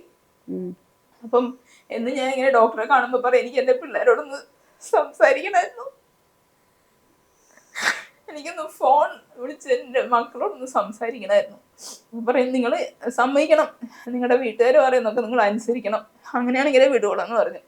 അങ്ങനെ ഇവരിങ്ങനെ മരുന്നുകൾ തരും, ഇഞ്ചക്ഷൻ തരും. ഞാൻ പറ്റേ തളർന്നു പോയി, കൈക്കൊന്നൊരു ബലമില്ലാണ്ടായി. അപ്പൊ ഞാൻ അവസാനം പറഞ്ഞു ഞാൻ സമ്മതിക്കാം, എനിക്ക് എൻ്റെ മക്കളോടൊന്ന് സംസാരിക്കണം എന്ന് പറഞ്ഞു. അപ്പൊ നോക്കുമ്പം അവിടെ തന്നെ അങ്ങനത്തെ പെണ്ണുങ്ങളുണ്ട്. എന്നോട് വേറൊരു നവ്യോ നിത്യോ അങ്ങനെ എന്തോ ഒരു പേരുണ്ട്, അവരെന്നോട് പറയുന്നുണ്ട് ഇവിടെ വന്ന പിന്നെ ഇങ്ങനെ പെട്ടുപോയി എൻ്റെ മോനെ. ഇതുപോലെ വേറെ സ്ത്രീകളും അവിടെ ഉണ്ട്. ഒരാളെ എനിക്ക് ഓർമ്മയുണ്ട്. ഈ തരുന്ന മരുന്നുകൾ എന്താണെന്നോ ഏതാണെന്നോ ഒന്നും നിങ്ങൾ പറയുന്നുമില്ല. ഇങ്ങനെ ഒരു ഡപ്പയ്ക്കകത്ത് ഇങ്ങനെ തരുന്നത് മുഴുവൻ കഴിക്കണം. അവിടെ ഇങ്ങനെ ക്യൂ ആയിട്ട് നിൽക്കും നമ്മള്. ഇത് കഴിച്ചിട്ട് ഇങ്ങനെ തിരിഞ്ഞു പോകുമ്പോ അവരെ നോക്കും, നമ്മുടെ നാക്കിന്റെ അടിയിലോ എവിടെയെങ്കിലും ഒളിപ്പിച്ച് വെച്ചിട്ടോ നോക്കും. അങ്ങനെ നോക്കിയാൽ പിന്നെ ഭയങ്കര പ്രശ്നമാണ്. അപ്പം ഞാനിതൊക്കെ ഇവര് പറയുന്നൊക്കെ കഴിക്കുന്നുണ്ട്. എന്റെ അമ്മ തന്നെ എന്റെ കൂടെ നിൽക്കുന്നുണ്ട് ഇടയ്ക്ക്. സിന്ധുവിന് ഇത് ശരിയല്ല, ഞാൻ ഓക്കെയാണ്, ഇതൊന്നും കഴിക്കേണ്ട ആവശ്യമില്ല എന്ന് പൂർണ്ണമായ ബോധ്യമുണ്ട്. ഞാനൊരു വലിയ അപകടത്തിൽ പെട്ടിരിക്കുകയാണെന്നുള്ളൊരു ബോധ്യമുണ്ട്. പക്ഷെ ഇവരാരും മനസ്സിലാക്കുന്നില്ല, അംഗീകരിക്കുന്നുമില്ല. എന്നിട്ട് കുഞ്ഞുങ്ങളെ കണ്ടോ? എന്റെ അവിടെ തന്നെ ഒരു തഹസിൽദാർ ഉണ്ടായിരുന്നു, ഫഹദ് എന്നങ്ങാണ്ടായിരുന്നു പേര്. അവിടെ തന്നെ ഇൻമേറ്റ് ആണ് ഹോസ്പിറ്റലിൽ. ആള് പറയുന്നത് എനിക്ക് ഭ്രാന്തുണ്ടെന്ന് എനിക്ക് തന്നെ അറിയാം. കാരണം ഞാൻ ഇടയ്ക്ക് ഫ്രിഡ്ജ് ഒന്ന് ക്ലീൻ ചെയ്തപ്പം ഞാൻ തന്നെ അതിനകത്തുള്ള സാധനങ്ങളൊക്കെ ഭയങ്കര വേസ്റ്റ് ആണെന്ന് പറഞ്ഞ് എടുത്ത് കളഞ്ഞു. പുള്ളി തഹസിൽദാറോ എന്തോ വലിയൊരു പോസ്റ്റിലാണ്. പക്ഷെ ഞാൻ തന്നെ പറഞ്ഞിട്ട് എന്റെ വീട്ടുകാരെന്നെ ഇവിടെ കൊണ്ടിട്ട്. പക്ഷെ രമ്യക്ക് എന്താ കുഴപ്പമെന്ന് എന്നോട് ചോദിക്കാറുണ്ടായിരുന്നു. അപ്പം എനിക്കറിയത്തില്ല എന്നെ ഇങ്ങനെയാ കൊണ്ടിട്ടേക്കുന്നതെന്ന് ഞാൻ പറയും. അങ്ങനെ അവിടെ ഉള്ളവരോട് ഞാൻ ഇങ്ങനെ 2-3 പേരോടൊക്കെ കുറച്ച് കൂട്ടൊക്കെ ആയിരുന്നു. പിന്നെ ഞാൻ അവസാനം തീരുമാനിച്ചു 1 മാസത്തോളം ഈ മനുഷ്യൻ പാട്ടൊക്കെ പാടും. ആ പാട്ടൊക്കെ കേട്ട് അങ്ങനെ നടക്കും. ആ മനുഷ്യന്റെ മോനും ഭാര്യയൊക്കെ കാണാൻ വരും. അങ്ങനെ പക്ഷെ 1 മാസം അവിടെ കിടന്നോ? കുഞ്ഞുങ്ങളെ കാണാതെ? എന്റെ പിള്ളേരുടെ സ്വരം ഇപ്പം ഇയാളെ മോനൊക്കെ കാണാൻ വരുമ്പോ ഞാനിങ്ങനെ ഓർക്കും, എനിക്കും 3 മക്കളുണ്ട്, പക്ഷെ മിണ്ടാനൊന്നും സമ്മതിക്കത്തില്ല. അപ്പൊ കുഞ്ഞുങ്ങള് നമ്മളെ കാണുമെന്ന് ബഹളം വെച്ചിട്ടുണ്ടാവില്ല? ഉണ്ടാവാം. അന്ന് എന്താ സംഭവിച്ചെന്ന് സത്യം പറഞ്ഞാൽ എനിക്ക് എന്റെ മക്കൾക്ക് എന്താ പറ്റിയെന്ന് എനിക്ക് ഇപ്പോഴും അറിയില്ല.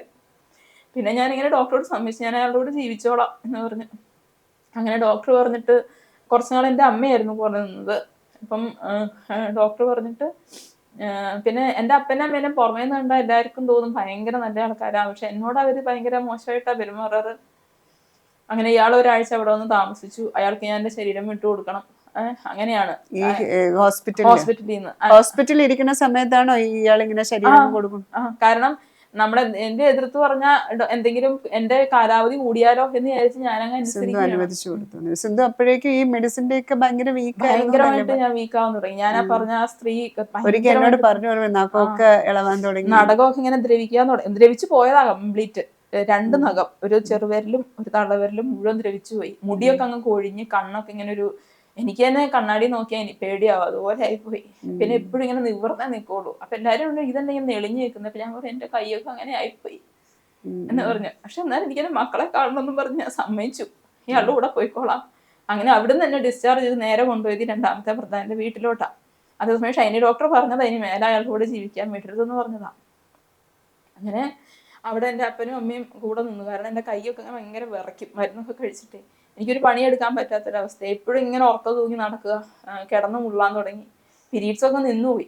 ഒന്നും എന്താ പറയുക, ഒരു അവിടെ ചെന്ന് കഴിയുമ്പോഴത്തേക്കും എൻ്റെ അമ്മയ്ക്ക് കുട്ടികളുടെ ഒച്ചയൊന്നും അത്ര ഇഷ്ടമല്ല, അങ്ങനെയൊക്കെ ആയി തുടങ്ങി. അപ്പോഴാണ് ഞാൻ എൻ്റെ അമ്മേനെയും അപ്പനെയും വാച്ച് ചെയ്യാൻ തുടങ്ങിയത്. ഇവര് ഞാൻ അങ്ങോട്ട് കാണിക്കുന്ന പോലെയല്ല, ഇവർക്ക് ഇങ്ങോട്ടുള്ള സ്നേഹം ഒരു പുറമേ ഉള്ളൊരു സ്നേഹമേ ഉള്ളൂ. അല്ലാതെ നമുക്കൊരു ആവശ്യം വരും, അമ്മയ്ക്ക് എല്ലാ പണിയും കൂടി എടുക്കാൻ പറ്റുന്നില്ല, അങ്ങനെ അമ്മ വേണമെങ്കിൽ അവിടുന്ന് അമ്മയുടെ, അതായത് ഞങ്ങളുടെ വീട് കുറച്ച് ദൂരമേ ഉള്ളൂ, 22 കിലോമീറ്റർ ഉള്ളൂ, അവിടെ പോയി ഒറ്റയ്ക്ക് താമസിക്കുക.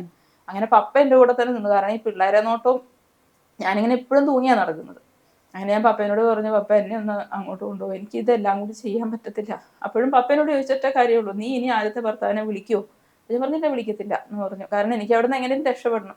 എനിക്ക് എൻ്റെ അങ്ങനെ പ്രേമം ഇപ്പോഴും, അങ്ങനെ ഞങ്ങൾ തമ്മിൽ പ്രേമമൊന്നുമില്ല. അങ്ങനെ അവിടുന്ന് പോന്നു കഴിഞ്ഞ് റിലേഷൻ വേണ്ടെന്ന് വെച്ചിട്ടാണ്. റിലേഷൻ വേണ്ടെന്ന് വെച്ചില്ല. എന്റെ അപ്പനും അമ്മയൊക്കെ വിചാരിച്ചിരിക്കുന്നത് ആ സമയത്ത് ഒരു സെപ്പറേഷൻ, അതായത് എന്റെ ആരോഗ്യം ശരിയാക്കിയിട്ട് തിരിച്ചു വിടാം അങ്ങനെ. അപ്പോഴും എന്റെ വീട്ടിൽ പോകുമ്പോഴും അവര് നോക്കുന്നത് ഞാൻ നല്ലൊരു പണിക്കാരിയാവണം, വീടുപണിയും എല്ലാ കാര്യങ്ങളും ഒറ്റയ്ക്ക് നോക്കാൻ പറ്റുന്ന ഒരാളായി കിട്ടണം. അപ്പോഴേക്കും എംടെക് കഴിഞ്ഞതാ. പക്ഷെ അവർക്ക് അത് ആവശ്യമില്ല. അവര് പറയുന്നത് ആ പഠിപ്പിച്ചത് ബാക്കിയുള്ള ഒരു ഭ്രാന്താന്ന് പറയാതിരിക്കാൻ വേണ്ടി മാത്രം, അല്ലാതെ ആ പഠിത്തം കൊണ്ട് എന്തെങ്കിലും കാര്യമുണ്ടോ? വീട്ടുപണി എടുക്കലാണ് ഒരു പെണ്ണിനെ സംബന്ധിച്ച് ആവശ്യം. നിനക്ക് അത് പറ്റത്തില്ലെങ്കിൽ വേറെ ഒരു പഠിക്കാൻ പോയിട്ട് കാര്യമില്ലെന്നാ പറയുന്നത്. എന്റെ അപ്പനും അമ്മയും തന്നെ അങ്ങനെയാ പറയുന്നത്. പിന്നെ അവർക്ക് ഈ എറണാകുളത്തുള്ള ഡോക്ടറെ അടുത്ത് പോകുന്നത് ഭയങ്കര ദൂരമാണ്. പിന്നെ ഈ മരുന്നൊക്കെ കഴിച്ച് ഞാൻ ഇങ്ങനെ വല്ലാതെ ഡൗൺ ആവുക. ഇപ്പം ഇഞ്ചക്ഷൻസും തരുമായിരുന്നു അവര് എല്ലാ 2 ആഴ്ച കൂടുമ്പോഴൊക്കെ. അങ്ങനെ എന്നെ ആദ്യം, അതായത് എൻ്റെ അപ്പനും അമ്മ എന്നെ ആദ്യം കൊണ്ടുപോയിക്കൊണ്ടിരുന്നത് ഒരു ഹോമിയോ ഡോക്ടറെ അടുത്താ. രണ്ടാമത്തെ ഭർത്താവ് എനിക്ക് ഭ്രാന്താന്ന് പറയുമ്പം എന്നെ കൊണ്ടുപോയിക്കൊണ്ടിരുന്ന ഒരു ഹോമിയോ ഡോക്ടറെ അടുത്ത ഒരു സിസ്റ്ററായിരുന്നു, നല്ല സിസ്റ്ററായിരുന്നു. അപ്പോൾ ആ സിസ്റ്ററിൻ്റെ അടുത്തോട്ട് എന്നെ കൊണ്ടുപോയി, എന്താ ഇനി ഇവിടെ ചെയ്യേണ്ടതെന്ന് അറിയാൻ. അപ്പോൾ സിസ്റ്റർ ആകെ ഇങ്ങനെ പകച്ച്, എന്താ പൂവൊക്കെ എന്താ ഇങ്ങനെ പറ്റിയേ, ഇങ്ങനത്തെ ഒരു കുട്ടിയായിരുന്നില്ലല്ലോ എന്ന് പറഞ്ഞു. എന്നിട്ട് പിന്നെ വേറൊരു ഡോക്ടറെ പറഞ്ഞു, നല്ലൊരു ഡോക്ടറായിരുന്നു, ജൂബിലി. ട്രീറ്റ്മെന്റോടുകൂടെ ഞാൻ ശരിക്കും തകർന്നു പോയി. റിക്കവർ ആയി വന്നത്. പിന്നെ ഈ ഡോക്ടറെ അടുത്ത് പോയിട്ട് ആ ഡോക്ടർ ഇതിനെല്ലാം ഉള്ള എന്തൊക്കെ കൈക്കൊന്നും ബലമില്ലായിരുന്നു, എപ്പോഴും ഇങ്ങനെ വിറച്ചുകൊണ്ടിരിക്കും, കാലിനൊന്നും ബലമില്ല.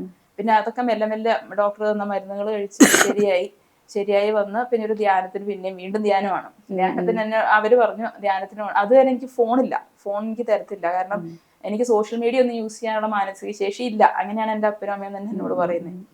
എന്നിട്ട് ഒരു ധ്യാനത്തിന് പോയപ്പോൾ എനിക്കൊരു ഫോൺ തന്നിട്ട് എന്നെ കൊണ്ടുവന്നു. കാരണം കുഞ്ഞു പിള്ളേരൊക്കെ വീട്ടിലുണ്ട്, എൻ്റെ മക്കളെയും എൻ്റെ കൂടെ തന്നെ ഉണ്ട്, 3 മക്കൾ. അപ്പം അന്നാണ് ഞാൻ പിന്നെ ആദ്യത്തെ ഭർത്താവിനെ വിളിച്ചങ്ങ് കരയുവാണ്. എനിക്കിനി എന്താ ചെയ്യേണ്ടതെന്ന് അറിയത്തില്ല. എൻ്റെ അവസ്ഥ ഇങ്ങനെ ആയിപ്പോയി. കിടന്നുമുള്ളതൊക്കെ ഇപ്പൊ അങ്ങ് തീർന്നതേ ഉള്ളൂ. പക്ഷെ എനിക്കൊന്നും ഓർമ്മയില്ല. ആകെപ്പാടെ ഈ നമ്പർ, അന്ന് ഞാൻ മാറ്റത്തില്ല എന്ന് പറഞ്ഞ നമ്പർ, അത് ഞാൻ ഒരിക്കലും മറക്കത്തില്ലെന്ന് തോന്നുന്നു. അത് മറന്നിട്ടുമില്ല. ആ നമ്പറിൽ തന്നെ ഞാൻ ആളെ വിളിക്കാറ്. മാനസിക രോഗ പണ്ടേ നിനക്കുള്ളതാണല്ലോ. അപ്പൊ ആദ്യമേ ഞാൻ ഇങ്ങനെ ട്രീറ്റ്മെന്റ് പോയി. ചിലപ്പോൾ പാരന്റ്സ് പറഞ്ഞിട്ടായിരിക്കും ഇങ്ങനെ ട്രീറ്റ്മെന്റ് ഒക്കെ എടുത്തിട്ടുണ്ട്, ആൾക്ക് എന്താ പ്രോബ്ലം ഉണ്ട്. അത് ഞാൻ കല്യാണത്തിന് മുന്നേ തന്നെ ഞാൻ തന്നെ പറഞ്ഞിട്ടുണ്ട്. ഇതൊക്കെ പറഞ്ഞിട്ട് തന്നെ കല്യാണം കഴിഞ്ഞാൽ മതി എന്ന് വിചാരിച്ചു. അങ്ങനെ കള്ളത്തിലൊന്നും വേണ്ട, ഇങ്ങനെ ഞാൻ ഇങ്ങനെ ട്രീറ്റ്മെന്റിന് പോയിട്ടുണ്ട്, അല്ലാതെ അന്ന് ഡിപ്രഷൻ ആയിരുന്നു എന്ന് പറഞ്ഞിട്ടുണ്ട്. അപ്പം ഇത് തന്നെ ഇങ്ങനെ തിരിച്ചിങ്ങോട്ട് എൻ്റെ മേലോട്ട് ഇങ്ങനെ ഇട്ടുകൊണ്ടിരിക്കുവാണ്. അങ്ങനെ ഒരു ദിവസം ഈ പറഞ്ഞ മാതിരി ആശാരിപ്പണിയും ഇതെല്ലാം കൂടി എന്നെ കൊണ്ട് പറ്റുന്നില്ല എന്ന് പറഞ്ഞ് ഞാൻ ഭയങ്കരമായിട്ട് വഴക്കുണ്ടാക്കി വീട്ടില്. ഞാൻ ചോറിനോണ്ടിരിക്കുമ്പം ഈ ഭർത്താവ് വന്നിട്ട് എന്തോ പറയും, പള്ളിയിൽ നിന്ന്, ചർച്ചില്, ഇയാള് ഭയങ്കരമായിട്ട് ആരാധനകൾ നടത്തുന്നയാളും കാറ്റഗിസത്തിന്റെ ഹെഡാണ്, അങ്ങനെയൊക്കെ നിൽക്കുന്ന ആളാണ്. അയാൾ എപ്പോഴും ഫുൾ പള്ളിയിലും കാര്യങ്ങളുമാണ്. ഇവിടെ പിള്ളേരുടെ കാര്യം ഫുൾ ഞാൻ നോക്കുകയും വേണം. ഈ 3 ആൺപിള്ളേരും പിന്നെ ഇപ്പൊ കുഞ്ഞു കൊച്ചു. അപ്പൊ എല്ലാം കൂടി എന്നെ കൊണ്ട് പറ്റുന്നില്ല. ഒരു അലക്കുകല്ല് പോലും മോളിൽ കൊണ്ടിടത്തില്ല. അങ്ങനെയൊക്കെയായിരുന്നു. ആ കിട്ടിയ പൈസയും കൊണ്ട് ഒരു മൊബൈൽ വാങ്ങിച്ചു. അതൊക്കെ വീട്ടിൽ ഭയങ്കര പ്രശ്നമാണ്. പിന്നെ എനിക്ക് മനസ്സിലായത്, എൻ്റെ അപ്പനും അമ്മയും പറയുന്ന കേട്ടല്ല ഇനി ജീവിക്കേണ്ടത്. ഞാൻ തളരുന്ന എൻ്റെ മക്കളുണ്ട്. അപ്പോഴെൻ്റെ മക്കളുടെ മുഖമാണ് എൻ്റെ മനസ്സിൽ ഇപ്പോഴും. ഇനി ഇവരെ നന്ന് സന്തോഷമായിട്ട് ജീവിക്കണമെങ്കിൽ ഞാൻ എൻ്റെ സ്റ്റാൻഡിൽ നിൽക്കണം എന്ന്. പിന്നെ അപ്പം കിടന്ന് ബഹളം വെച്ചാലും കാര്യമില്ലെന്ന് വിചാരിച്ച് ഞാൻ മൊബൈൽ വാങ്ങുന്നു. ഇവര് വീഡിയോ എടുക്കുന്നത് അവർക്ക് തീരെ ഇഷ്ടമില്ലാത്തതുകൊണ്ട് അവർ കുർബാനിക്ക് പോകുന്ന സമയത്തിരുന്ന് നിലത്തിരുന്ന് എഴുതി വീഡിയോ ഉണ്ടാക്കാൻ തുടങ്ങി, ടീച്ചിങ്ങിന്റെ. അത് അപ്ലോഡ് ചെയ്യാൻ തുടങ്ങി യൂട്യൂബില്. അപ്പം നിനക്ക് അതും ഒന്നുമില്ല, വെറും 1 GB ഡാറ്റ ഒക്കെ വെച്ചിട്ടാണ് ഞാൻ ഇങ്ങനെ റേഞ്ച് നോക്കി നടന്നിട്ടൊക്കെ അപ്ലോഡ് ചെയ്യും. പിള്ളേർക്ക് പഠിക്കാനുള്ള മാത്സിന്റെ പ്രോബ്ലംസ് ഒക്കെ ചെയ്യാൻ തുടങ്ങി. അപ്പം എൻ്റെ മക്കൾ എനിക്ക് ഭയങ്കര സപ്പോർട്ടാണ്. അവര് ഒച്ചുണ്ടാക്കാതിരിക്കുക ആ വീഡിയോ എടുക്കുന്ന സമയത്തൊക്കെ. എൻ്റെ അടുത്ത് തന്നെ ഉണ്ടാവും എൻ്റെ കുഞ്ഞുമോൻ, അമ്മ എടുത്തോ പഠിപ്പിച്ച ഇങ്ങനെ പറയും. അപ്പൊ ഞാൻ എപ്പോഴും എൻ്റെ മക്കളെ ഇവരൊന്ന് പഠിപ്പിക്കാനുള്ള ഒരു ഇഷ്ടവും ഇതെല്ലാം കൂടെ ആയിട്ടാണ്. എനിക്ക് ദൈവം തന്നൊരു ഗിഫ്റ്റാണ്. എല്ലാവർക്കും എല്ലാ കഴിവൊന്നും കൊടുക്കുന്നില്ല, പക്ഷെ എനിക്ക് കിട്ടിയത് വെച്ച് ഞാൻ മുന്നോട്ട് പോവാ. അങ്ങനെയാണ്. ഞാൻ ഡ്രൈവ് ചെയ്യുമായിരുന്നു, പക്ഷെ എൻ്റെ ആധാർ കാർഡോ ഒന്നും എൻ്റെ കയ്യിലില്ല. അപ്പൊ ഈ മക്കൾക്ക് അസുഖം വന്നാൽ പോലും ഞങ്ങള് ഓട്ടോ വിളിച്ച് വെയിറ്റ് ചെയ്തിരിക്കണം കുറെ നേരം. അങ്ങനെയൊക്കെ വന്നിട്ടുണ്ട്. വീട്ടിൽ വണ്ടി ഉണ്ടെങ്കിലും അങ്ങനെ ഒരു ഭയങ്കര ഒരു നാർസിസ്റ്റ് ബിഹേവിയർ ആണ് എൻ്റെ അപ്പനും അമ്മയും. ചില സമയത്ത് ഭയങ്കര സ്നേഹം, ചില സമയത്ത് ഒന്നുമില്ല, അങ്ങനെയാണ്. അങ്ങനെ പിന്നെ കാറ് അപ്പോഴേക്ക് ഡെഫ് സ്കൂളിൽ തന്നെയാണോ പഠിക്കാൻ പോയത്, പഠിപ്പിച്ചുകൊണ്ടിരുന്നത്, അത് വേറെ കോളേജിലേക്ക് കയറി? ഇല്ല, കോളേജിൽ കയറിയില്ല, ഞാൻ അവിടെ തന്നെ പഠിപ്പിച്ച്. ആ സമയത്ത് കൊറോണ വന്നപ്പം ഈ യൂട്യൂബ് കണ്ടിട്ട് കുറച്ച് പേര് ഇങ്ങനെ ഗൾഫിൽ നിന്നുള്ളവർ ക്ലാസ് എടുക്കാവോ എന്ന് ചോദിച്ചു. അപ്പൊ ഞാനിങ്ങനെ പറഞ്ഞു, എനിക്ക് നെറ്റൊക്കെ കുറവാണ്, കാരണം ആധാർ കാർഡ് ഉണ്ടെങ്കിൽ ഇല്ല നമുക്കൊരു കണക്ഷൻ എടുക്കാൻ പറ്റുള്ളൂ, എൻ്റെ ഒരു ആധാർ കാർഡ് പോലും ഇല്ല. അത് അവരോട് പറയാൻ പറ്റില്ലല്ലോ, എനിക്കിങ്ങനെ നെറ്റിന്റെ പ്രശ്നം ഉണ്ടെന്ന് പറഞ്ഞു. എന്നാലും സാരില്ല ടീച്ചർ ഒന്ന് പഠിപ്പിക്കുമോ എന്ന് പറഞ്ഞാൽ അങ്ങനെ തുടങ്ങിയ കുട്ടികളെ പഠിപ്പിക്കാൻ ഓൺലൈനായിട്ട്. അപ്പൊ ആദ്യം ഞാൻ വാട്സപ്പ് വെച്ച് എല്ലാം തുടങ്ങിയായിരുന്നു. അത് ഒരു മാസം 500 രൂപയൊക്കെ ആയിരുന്നു ഫീസ്. പിന്നെ ഗൾഫിലോട്ട് തുടങ്ങിയപ്പോൾ ഒരു മാസം 1500 ആക്കി, 2500 ആക്കി. ഇപ്പൊ വന്ന് ഒരു മണിക്കൂറിന് 500 രൂപ എന്നുള്ള ഇതിലോട്ട് കയറി. ഇപ്പൊ നിറയെ സ്റ്റുഡൻസ് പുറത്തുനിന്നുള്ള IGCS ഒക്കെ എടുക്കാൻ തുടങ്ങി, CBSE. അപ്പം ആദ്യമൊക്കെ എന്റെ പേടിയായിരുന്നു, ഈ പിള്ളേരെയും കൊണ്ട് മുന്നോട്ട് പോകുമ്പോഴേ നമ്മൾ ഒറ്റയ്ക്ക് ഒരു സ്ഥലം തീരുമാനം എടുക്കുമ്പോൾ എന്തെങ്കിലും പറ്റുമോ, എന്റെ പിള്ളേരെ നോക്കാൻ ആരും ഇല്ലാണ്ടാവും, എനിക്ക് വരുമാനം നിന്ന് പോവോ. പക്ഷെ അങ്ങനെ ഒന്നും പറ്റിയില്ല. സത്യം പറഞ്ഞാൽ എന്റെ ആധാർ കാർഡ് എനിക്ക് തിരിച്ചു കിട്ടിയത് എനിക്ക് കൊറോണ വന്നപ്പോഴാണ്. അതുവരെ ആധാർ കാർഡ് അപ്പന്റെ കസ്റ്റഡിയിലാണ്, ലൈസൻസ് അപ്പന്റെ കസ്റ്റഡിയിലാണ്. അതൊക്കെ കൊറോണ വന്നപ്പോൾ എനിക്ക് കിട്ടി. കാരണം കൊറോണ വന്നാൽ പിന്നെ കോണ്ടാക്ട് ഇല്ലല്ലോ. ഇതൊക്കെ എനിക്ക് തന്നിട്ട് ഞങ്ങൾ തന്നെ അവിടെ അടുത്തുള്ളൊരു സ്കൂട്ടർ അറേഞ്ച് ചെയ്ത് തന്നു. അപ്പോഴാണ് എനിക്ക് ഡ്രൈവിംഗ് അറിയാം എന്നുള്ളത് എല്ലാവർക്കും അംഗീകരിക്കേണ്ടി വന്നു. അതുവരെ ഇവർക്ക് മാനസിക രോഗം, ഡ്രൈവ് ചെയ്യാൻ പറ്റത്തില്ല എന്നും പറഞ്ഞായിരിക്കുന്നത്. അങ്ങനെ പിന്നെ ഡ്രൈവ് ചെയ്യും. ഞാന് മലപ്പുറം തൊട്ട് ഇവിടം വരെ വണ്ടി ഓടിച്ച് തന്നെയാ വന്നത്. വണ്ടി ഓടിക്കും, മക്കളെയും കൊണ്ട് ഇവിടുന്ന് എറണാകുളം വരെ, തിരുവനന്തപുരം തൊട്ട് എറണാകുളം വരെ. ഇപ്പൊ എങ്ങോട്ട് വേണേലും വണ്ടി എടുക്കും, ധൈര്യമുണ്ട്. സാമ്പത്തികമായിട്ട് ഓക്കെ, ഇപ്പൊ 3 മക്കളുമായിട്ട് സിന്ധു വളരെ സന്തോഷത്തോടെ ജീവിക്കുന്നു. പഴയ ആ മാനസിക പ്രശ്നത്തിന്റെ എന്തെങ്കിലും ഇപ്പൊ ഉണ്ടോ? ഇല്ല, ഞാൻ എന്നിട്ട് അത് ക്രോസ് ചെക്ക് ചെയ്യാറുണ്ട്. അതാണ് ഞാൻ ഈ ചെറുപ്പം കേൾക്കുന്നത് കൊണ്ട് ഞാൻ എപ്പോഴും വിചാരിക്കും എന്തെങ്കിലും പ്രശ്നമുണ്ടെങ്കിൽ ഞാൻ മരുന്ന് കഴിച്ചോളാം, ഞാൻ റെഡിയാണ്. പക്ഷെ എന്റെ മക്കളെ ഒന്നും ബാധിക്കാൻ പാടില്ലല്ലോ. അപ്പൊ അങ്ങനെ വിമൻസിൽ തന്നെ കംപ്ലൈന്റ് കൊടുത്തിട്ട് അവര് വീണ്ടും എന്നെ തിരിച്ച് ഷൈനി ഡോക്ടറെ തന്നെ വിടണം എന്ന് അവര് പറഞ്ഞു. എനിക്ക് ജോലിയൊക്കെ കിട്ടി, അത്യാവശ്യം വരുമാനമായി കഴിഞ്ഞപ്പോ അങ്ങനെ ഞാൻ ഷൈനി ഡോക്ടറെ തന്നെ പോവാണ്. അതിന്റെ ഇടയിൽ ഞങ്ങള് കാറ് ഒരു സെക്കൻഡ് ഹാൻഡ് വാങ്ങിച്ചു. അത് വീട്ടിലെത്തി കഴിഞ്ഞപ്പോഴാണ് വീട്ടുകാർ അറിഞ്ഞത് സെക്കൻഡ് ഹാൻഡ് വാങ്ങിച്ചു. ഇവളെന്താ കാറ് വാങ്ങിച്ചോ? അപ്പൊ അപ്പോഴേക്കും 1.5 ലക്ഷം എനിക്ക് ഇറക്കാനുള്ള കാശ് എന്റെ കയ്യിൽ ആയതുകൊണ്ട് ഞാൻ അപ്പോഴേ അത് ഓർഡർ ചെയ്ത് അപ്പോഴേ എത്തിച്ചു. ആ കാർ ഇടയ്ക്കിടയ്ക്ക് പിന്നെ ഒന്നും ചെയ്യാൻ പറ്റുന്നില്ല. അപ്പോഴത്തേക്കും ഒരു വീഡിയോ ഇറങ്ങി യൂട്യൂബിൽ. അപ്പൊ പുറത്തുനിന്നൊക്കെ എനിക്ക് കുറച്ച് സപ്പോർട്ട് ഉണ്ടെന്ന് അറിഞ്ഞപ്പം പിന്നെ ഇവർക്കൊന്നും എന്നെ പിടിച്ചു കെട്ടാൻ പറ്റുന്നില്ല. പിന്നെ മക്കളും കുറച്ചൊന്നും വലുതായല്ലോ. അപ്പൊ അന്ന് അവൻ 4ാം ക്ലാസ്സിലാണ് മൂത്ത മോൻ, ഇന്നിപ്പോ 11ാം ക്ലാസ്സിലായി. അപ്പൊ പിന്നെ അവര് അപ്പൊ അങ്ങനെ ഒരു ഉപദ്രവങ്ങൾ കുറഞ്ഞു വന്നു. അങ്ങനെ കയറി വരുവാണ്. അങ്ങനെ വണ്ടി വാങ്ങിച്ചു, വണ്ടി ഓടിക്കാൻ തുടങ്ങി. എനിക്ക് ഭയങ്കര പേടിയായിരുന്നു, ഞാൻ വണ്ടി ഓടിക്കുവാവോ ഇത്രയും കാലം ഇങ്ങനെ ഇരുന്നിട്ട്. പക്ഷെ തൃശ്ശൂർ വരെ പോയിട്ട് ഒരു ഡ്രൈവറെ വെച്ചു എന്നല്ലാതെ ഡ്രൈവർ അപ്പുറത്തിരുന്ന് ഞാൻ ഓടിച്ചു, അങ്ങനെയായിരുന്നു. ആള് പറഞ്ഞ് ചേച്ചി എന്നിട്ട് ഓടിക്കൂല്ലോ, എന്താ ചേച്ചി എന്തിനാ പേടിക്കുന്നത് എന്നൊക്കെ പറഞ്ഞ് പിന്നെ ഞങ്ങൾ തന്നെ ഡ്രൈവ് ചെയ്ത് അങ്ങനെ തൃശ്ശൂര്. ശരിക്കും ഷൈനി ഡോക്ടറെ കടയിൽ ഭയങ്കര, എനിക്ക് ശരിക്കും ചേച്ചീനെ പോലെയാ, ഭയങ്കര ഇഷ്ടമാണ്. പക്ഷെ ഡോക്ടർമാർക്ക് സന്തോഷം, 3 മക്കളുമായിട്ട് ഓടിച്ചൊക്കെ അവർക്ക് ഭയങ്കര സന്തോഷമാണ് മക്കൾക്ക്. കാരണം അവരൊത്തിരി കഷ്ടപ്പെട്ടു. സത്യം പറഞ്ഞ കൊറോണയൊക്കെ വന്നപ്പോ എന്റെ പിള്ളേര് ശരിക്കും കഷ്ടപ്പെട്ടു പോയിട്ടുണ്ട്. അന്നാണ് ഞാനൊരു വണ്ടി കിട്ടാൻ വേണ്ടി കുറെ പേരെ വിളിച്ചു, എനിക്കൊരു സെക്കൻഡ് ഹാൻഡ് വണ്ടി കിട്ടുമോ, എൻ്റെ ഒരു പൈസ കുറവാണ്. അപ്പോഴും നമ്മൾ ഡ്രീം ബിഗ് ആണല്ലോ. അപ്പം ഞാൻ ഈ 3 പിള്ളേരെ കൊണ്ട് നടക്കണമെങ്കിൽ സെക്കൻഡ് ഹാൻഡ് ഇത് പോരാ, സ്കൂട്ടർ പോരാ, ഒരു കാറ് വേണമല്ലോ. അങ്ങനെ ഇപ്പൊ കാറായി. പിന്നെ പുറത്തിറങ്ങിയപ്പോഴും എനിക്ക് പേടിയായിരുന്നു, ഈ 3 മക്കളെ ഹാൻഡിൽ ചെയ്ത് ജോലിയും കൂടി ഹാൻഡിൽ ചെയ്യാൻ. ഒറ്റയ്ക്ക് കുഞ്ഞുങ്ങൾ 3 പേരുമായിട്ടാണല്ലോ ജീവിക്കുന്നത്. അങ്ങനെയല്ല, നമ്മളെപ്പോഴും അത് പേടിക്കേണ്ട കാര്യമില്ല. സമൂഹം അത് ഒരു മെസ്സേജ് ആയിട്ട് കൊടുക്കണം സിന്ധു. ബാക്കി ഇതേപ്പോ സിന്ധു എന്ന് വെച്ച് കഴിഞ്ഞാൽ മാനസിക നില തെറ്റെന്ന് പറഞ്ഞു, ഭർത്താക്കന്മാർ പീഡനം ഉണ്ടായി, പിന്നെ മതത്തിന്റെ പ്രശ്നങ്ങൾ കൂടുതൽ വരുന്നു, 3 പിള്ളേരുമായി. അപ്പം സിന്ധുവിനെ പോലെ ഉള്ളവരെന്ന് വെച്ച് കഴിഞ്ഞാൽ ബാക്കി നമ്മളെ കേൾക്കുന്നവർക്ക് ഭയങ്കര ഇൻസ്പിറേഷനാണ്. നമ്മൾ ചെറിയ ചെറിയ പ്രശ്നങ്ങളല്ല ഇത്രയും സഫർ ചെയ്ത് വന്നിട്ടുണ്ട്. അപ്പൊ ഒരു മെസ്സേജ് എങ്ങനെ കൊടുക്കാൻ പറ്റും ഇവർക്ക് ഇത് കേട്ടിട്ട്? നിങ്ങൾ മാത്രമല്ല ഒറ്റയ്ക്ക്, നമ്മളെ പോലെ കുറെ പേരുണ്ട്, നമുക്ക് മുന്നോട്ട് ജീവിക്കണം എന്നുള്ളത്. എന്ന് വെച്ച് കഴിഞ്ഞാൽ you are A educated person, ഇപ്പൊ നല്ല രീതിയിൽ ഏൺ ചെയ്യുന്ന ഒരാളുമാണ്. സിന്ധുവിനെ വീട്ടുകാരെ ആലോചിച്ച് നടത്തിയ കല്യാണമായിരുന്നല്ലോ 2ാമത്. അതിൽ 2 കുട്ടികളും ഉണ്ട് അല്ലേ? ആ വിവാഹ ജീവിതം അതും വളരെ ബുദ്ധിമുട്ട്, അതിനൊന്നും പറയാവോ സിന്ധു? എനിക്ക് മാനസിക രോഗം എന്ന് പറഞ്ഞപ്പോ എന്റെ വിശ്വാസം എന്റെ അപ്പനും അമ്മയെങ്കിലും എനിക്ക് സപ്പോർട്ടായിട്ട്, അതുകൊണ്ടല്ല അവർക്ക് ഇവിടുത്തെ ആരോപണം ഭർത്താവിന്റെ ഭർത്താവാണ്. ഭർത്താവ് ഇപ്പോഴും ഇങ്ങനെ പറയും. പണ്ട് ഞാൻ ട്രീറ്റ്മെന്റിന് പോയിട്ടുണ്ടെന്ന് ഞാൻ അംഗീകരിക്കുന്നു. അത് ഡിപ്രഷൻ ആർക്കും വരാവുന്നതാണ്, അതുപോലെ എനിക്കും വന്നു, അത്രേ ഉള്ളൂ. പക്ഷെ ഇതുകൊണ്ടാണ് എപ്പോഴും ഇങ്ങനെ പ്രശ്നം എന്ന് പറയുമ്പം എനിക്ക് അവിടെ സഹായത്തിന് ആരും ഇല്ല എന്നുള്ളത്, ഈ കുട്ടികളെ നോട്ടവും എല്ലാം കൂടി എന്നെ കൊണ്ട് പറ്റുന്നില്ല എന്ന് എനിക്ക് വേണ്ടി പറയാൻ ആരും ഉണ്ടായില്ല. അപ്പോഴാണ് എനിക്ക് എൻ്റെ അനിയൻ മരിച്ചത് ഇത്രയും വലിയൊരു പ്രശ്നമാണ് എന്ന് മനസ്സിലായത്. അതുപോലെ ഞാൻ ആദ്യത്തെ ഭർത്താവിനെ ഉപേക്ഷിക്കാൻ പാടില്ലായിരുന്നു എന്നും എനിക്ക് അങ്ങനെ തോന്നാൻ തുടങ്ങി. അതെല്ലാം മാനസികമായിട്ടും സിന്ധുവിനെ വല്ലാതെ വിഷമിപ്പിച്ചിട്ടുണ്ട്. പക്ഷെ ഉറക്കത്തിനൊന്നും അത്ര കുറവൊന്നുമില്ല. ഉറങ്ങുന്ന കൂട്ടത്തിലാണ് അന്നും ഇന്നും. ഉറക്കം ഇഷ്ടമുള്ളയാളാണ്. നിങ്ങളെ റിലേഷൻഷിപ്പ് എങ്ങനെയായിരുന്നു? Husband and wife relationship? അവർക്ക് സെക്സ് വേണം, പക്ഷെ ഞാൻ ഉറങ്ങി കിടക്കുമ്പോഴാണെങ്കിൽ പോലും ഞാൻ അറിയത്തില്ല. ചിലപ്പോൾ അയാള് ഉപയോഗിച്ചിട്ട് പോകും. എന്നിട്ട് ഇത്രയും മാത്രം നമ്മള് ഹെൽത്തി വീക്കാണ്, മെന്റലി ഡൗൺ ആണ്, ഇതൊന്നും ഒരു ബോധമല്ല. അവർക്ക് ആവശ്യമുണ്ടെങ്കിൽ അവർക്ക് വേണം, അങ്ങനെയാണ്. അപ്പൊ മൂന്നാമത്തെ എൻ്റെ കൊച്ചിനെ ഡെലിവറി സമയത്ത് ഞാൻ പറഞ്ഞതാണ് ഞാൻ പ്രഗ്നന്റ് ആവാൻ ചാൻസ് ഉണ്ട് എന്ന് പറഞ്ഞപ്പോഴും അയാൾ അതൊന്നും കൂട്ടാക്കാതെ സെക്സിന് വന്നിട്ട് പ്രഗ്നന്റ് ആയി കഴിഞ്ഞപ്പം ഈ കൊച്ചു മരിച്ചു വന്നെങ്കിൽ മരിച്ചു പോട്ടെ എന്നുള്ള ആറ്റിറ്റ്യൂഡായിരുന്നു. അപ്പം അങ്ങനെയാണ്. ആ കൊച്ചു മരിച്ചു പോകാൻ ചാൻസ് ഉണ്ടെന്ന് തന്നെ ഡോക്ടറും പറഞ്ഞു. അടുപ്പിച്ചുണ്ടായ കൊച്ചായതുകൊണ്ടും എൻ്റെ ഹെൽത്ത് വീക്കാണ്, ഇന്റേണൽ ബ്ലീഡിങ് ഉണ്ട്, നല്ല നടുവേദനയൊക്കെ ഉണ്ട്. അപ്പൊ ഇന്റേണൽ ബ്ലീഡിങ്. പക്ഷെ അപ്പം ഭർത്താവ് പറയുന്നത് ഇവിടെ പണിക്ക് ആരും വെക്കത്തൊന്നുമില്ല, കൊച്ചു മരിച്ചു വന്നെങ്കിൽ മരിച്ചു പോട്ടെ, അങ്ങനെയാണ് പറയുന്നത്. എൻ്റെ അപ്പനും അമ്മയും മനസ്സിലാക്കാനില്ല എന്നൊക്കെ എനിക്ക് മനസ്സിലാവുന്നുണ്ട്. അവർക്ക് എപ്പോഴും ധ്യാനങ്ങളാണ്, ഒരുപാട് ധ്യാനങ്ങൾക്ക് പോകുന്നു. പിന്നെ ആ സമയത്താണ് ആദ്യത്തെ ഭർത്താവ് മോനെ ഒന്ന് ഞാൻ കണ്ടോട്ടെ, ഇപ്പം എന്നോടുള്ള ദേഷ്യമൊക്കെ മാറിക്കാണെന്ന് വിചാരിക്കുന്നു, മോനെ ഒന്ന് എനിക്കൊന്ന് കാണണമെന്നുണ്ട് എന്ന് പറഞ്ഞപ്പോൾ ഞാൻ പൂർണ്ണ മനസ്സോടെ ആയിക്കോട്ടെ. കാരണം ഞാൻ നോക്കുമ്പോൾ ഈ കൊച്ചും വല്ലാതെ കിടന്ന് കഷ്ടപ്പെടുന്നുണ്ട്, അവനെങ്കിലും ഒരു ആശ്വാസം ഇവരുടെ ഇടയിലല്ലേ. ആദ്യത്തെ 2 കുട്ടികള് കുഞ്ഞു ഇടയിൽ ഇവനെ വല്ലാതെ അവനൊരു ആശ്വാസം അവന്റെ അപ്പനൊന്ന് കാണാൻ കിട്ടിയായിരുന്നു എനിക്കും തോന്നിയായിരുന്നു. ഞാൻ അങ്ങനെ സമ്മതിച്ചപ്പോഴത്തേക്കും പെട്ടെന്ന് എൻ്റെ അപ്പനും അമ്മയും വീട്ടുകാരും ഈ ഭർത്താവും എല്ലാവരും ഭയങ്കര കൂട്ടായിട്ട് എന്ന് പറഞ്ഞാൽ അവര് പറയുവാണ് ഇവൾക്ക് ശരിക്കും വട്ടാണ് എന്ന് പറഞ്ഞു. ഞാൻ അപ്പോഴത്തേക്കും നിയമപരമായിട്ട് അവകാശം ഉണ്ടല്ലോ കുഞ്ഞിനെ ഫാദറിനെ കാണാനെന്നുള്ളത്, അവകാശമുണ്ട്.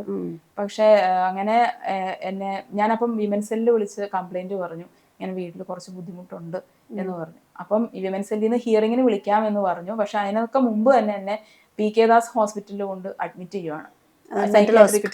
അവിടെ സൈക്യാട്രിക് മെന്റൽ ഹോസ്പിറ്റൽ അല്ല, അത് സാധാരണ ഒരു മെഡിക്കൽ കോളേജ് ആണെന്ന് തോന്നുന്നു, ഒരു എയ്ഡഡ്. പക്ഷെ അവിടെ എന്നെ സൈക്യാട്രി വാർഡിലാണ് കൊണ്ട് അഡ്മിറ്റ് ചെയ്യുന്നത്. ഞാൻ എന്ത് ചെയ്തിട്ടാന്ന് എനിക്ക് മനസ്സിലാവുന്നില്ല. ഞാൻ വഴക്ക് പിടിക്കുകയോ ഒന്നും ചെയ്തിട്ടില്ല. പെട്ടെന്ന് ഇവരെല്ലാം കൂടി ഒരു ദിവസം അങ്ങ് തീരുമാനിക്കുകയാണ് സൈക്യാട്രി ആണ്. കുഞ്ഞുങ്ങൾക്ക് എത്ര പ്രായം? എൻ്റെ കുഞ്ഞുങ്ങള് അന്ന് 2 വയസ്സും 3 വയസ്സും ഒക്കെ ഉള്ളൂ. അപ്പം എൻ്റെ പിള്ളേരുടെ കാര്യത്തിൽ ഓർക്കുമ്പോൾ ഇപ്പോഴും അവരുടെ നോട്ടമൊക്കെ ഓർക്കുമ്പോൾ ഇപ്പോഴും നല്ല വിഷമമുണ്ട്. അവർക്ക് മനസ്സിലാവുന്നില്ല, എനിക്ക് മനസ്സിലാവുന്നില്ല എന്താ സംഭവിക്കുന്നതെന്ന്. പിന്നെ അന്ന് ആകെപ്പാടൊരു ആശ്വാസം ആദ്യത്തെ ഭർത്താവിനെ ഞാൻ വിളിച്ച് പറഞ്ഞു. എൻ്റെ മോനെ അപ്പുറത്താണ്, അതായത് ആദ്യത്തെ ഭർത്താവിൻ്റെ കൊച്ച് എൻ്റെ അടുത്തില്ല, എന്നെ ആശുപത്രിയിൽ ഇട്ടേക്കുവാണ്. അപ്പം ഞാനിങ്ങനെ ഹോസ്പിറ്റലൈസ്ഡ് എന്ന് പറഞ്ഞപ്പം പുള്ളി ഉടനെ എന്താ ഞാൻ ചെയ്യണ്ടേ, എന്താ സഹായിക്കാൻ പറ്റുമോ എന്നാണ് പുള്ളി അന്വേഷിക്കുന്നത്. അപ്പം പുള്ളി ഹൈക്കോടതിയിലൊക്കെ വന്ന് അന്വേഷിച്ച് നോക്കി. പക്ഷെ ആളിപ്പം ലീഗലി എൻ്റെ ആരുമല്ല.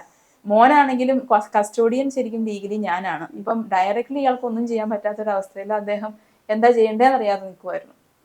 പിന്നെ വിമൻ സെല്ലിൽ നിന്ന് ഹിയറിങ്ങിന് വരാമെന്ന് പറഞ്ഞിട്ടും അതിൻ്റെ ഇടയിലാണ് എന്നെ പിടിച്ച് അഡ്മിറ്റ് ചെയ്തത്. അപ്പം ഈ വിമൻ സെല്ലുകാർ ഹോസ്പിറ്റലിൽ വന്നിട്ട് മൊഴിയെടുത്തു.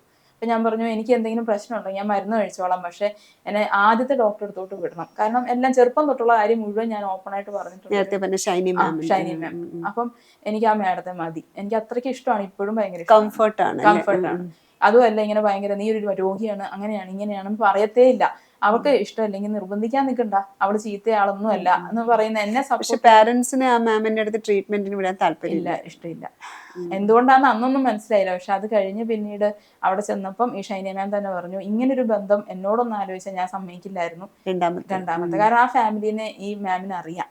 അവിടെ തന്നെ മാനസിക രോഗമുള്ളവരുണ്ട്, തൊട്ടപ്പുറത്തും ഇപ്പുറത്തും ഒക്കെ ഉണ്ട്. കുറച്ച് ക്രൂവലായിട്ട് ബിഹേവ് ചെയ്യുന്ന ആൾക്കാരൊക്കെയാണ്. ഇവൾക്ക് അവിടുത്തെ സാഹചര്യമായിട്ട് പിടിച്ചു നിൽക്കാൻ പറ്റത്തില്ല, ഇനി അവളെ നിർബന്ധിക്കരുത് എന്നൊക്കെ പറഞ്ഞു. പിന്നെ എന്നോട് പറഞ്ഞു എന്തായാലും കല്യാണം കഴിച്ചതല്ലേ, 2 കുട്ടികളും ഉണ്ട്, നമുക്ക് എങ്ങനെയും ഇതൊന്ന് മാനേജ് ചെയ്ത് പോകാൻ പറ്റിയ അത്രയായില്ലേ, അങ്ങനെ പറഞ്ഞ് എനിക്ക് അപ്പോഴത്തെ വിഷമങ്ങളൊക്കെ മറക്കാനൊക്കെ ആയിട്ടും. പിന്നെ ശരിക്കും അങ്ങനെ മരുന്ന് ചെറിയ എന്തോ കുറച്ച് മരുന്നേ ഉള്ളൂ കേട്ടോ, വലിയ ഭയങ്കരമായ രോഗത്തിന്റെ മരുന്നൊന്നുമല്ല. എന്താ ഉറക്കമൊക്കെ ഒന്ന് ശരിയാവാനൊക്കെ എന്ന് പറഞ്ഞ് മരുന്നൊക്കെ തന്നിരുന്നു.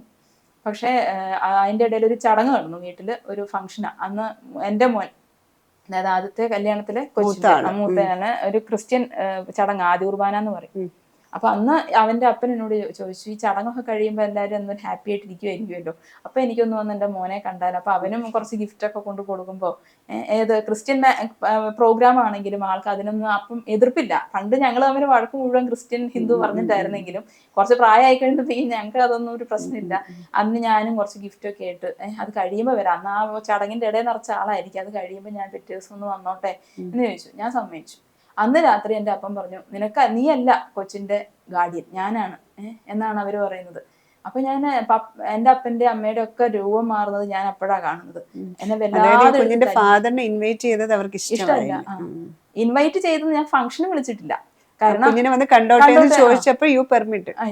ഗിഫ്റ്റ് കൊടുക്കണമെങ്കിൽ കൊടുക്കാം അങ്ങനെ, കാരണം അത് അവനും കൂടി ഒരു അവകാശപ്പെട്ടൊരു കാര്യമാണല്ലോ എന്ന് ഞാൻ വിചാരിച്ചു. അങ്ങനെ അപ്പം തൊട്ട് ഇവര് ഭയങ്കരമായിട്ട് എന്നെ അടിച്ചു അന്ന് രാത്രി. എന്റെ അപ്പനും എന്റെ ഈ രണ്ടാമത്തെ ഭർത്താവും വല്ലാതെ എന്ന് പറഞ്ഞാൽ വല്ലാതെ അങ്ങ് അടിച്ചു. എന്റെ മക്കളെയൊക്കെ റൂമിൽ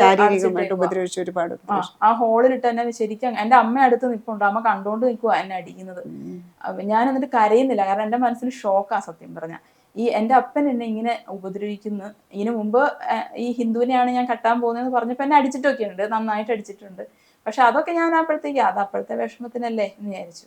പക്ഷെ ഇത്രമാത്രം ഹിന്ദുക്കളോട് വെറുപ്പുണ്ടെന്നുള്ളത് എനിക്ക് അപ്പോഴാണ് മനസ്സിലാവുന്നത്. ഹിന്ദു ആണ് വരുന്നത്, കാണുന്നത്, മിണ്ടുന്നത്, അതവർക്ക് അങ്ങ് അംഗീകരിക്കാൻ പറ്റുന്നില്ല.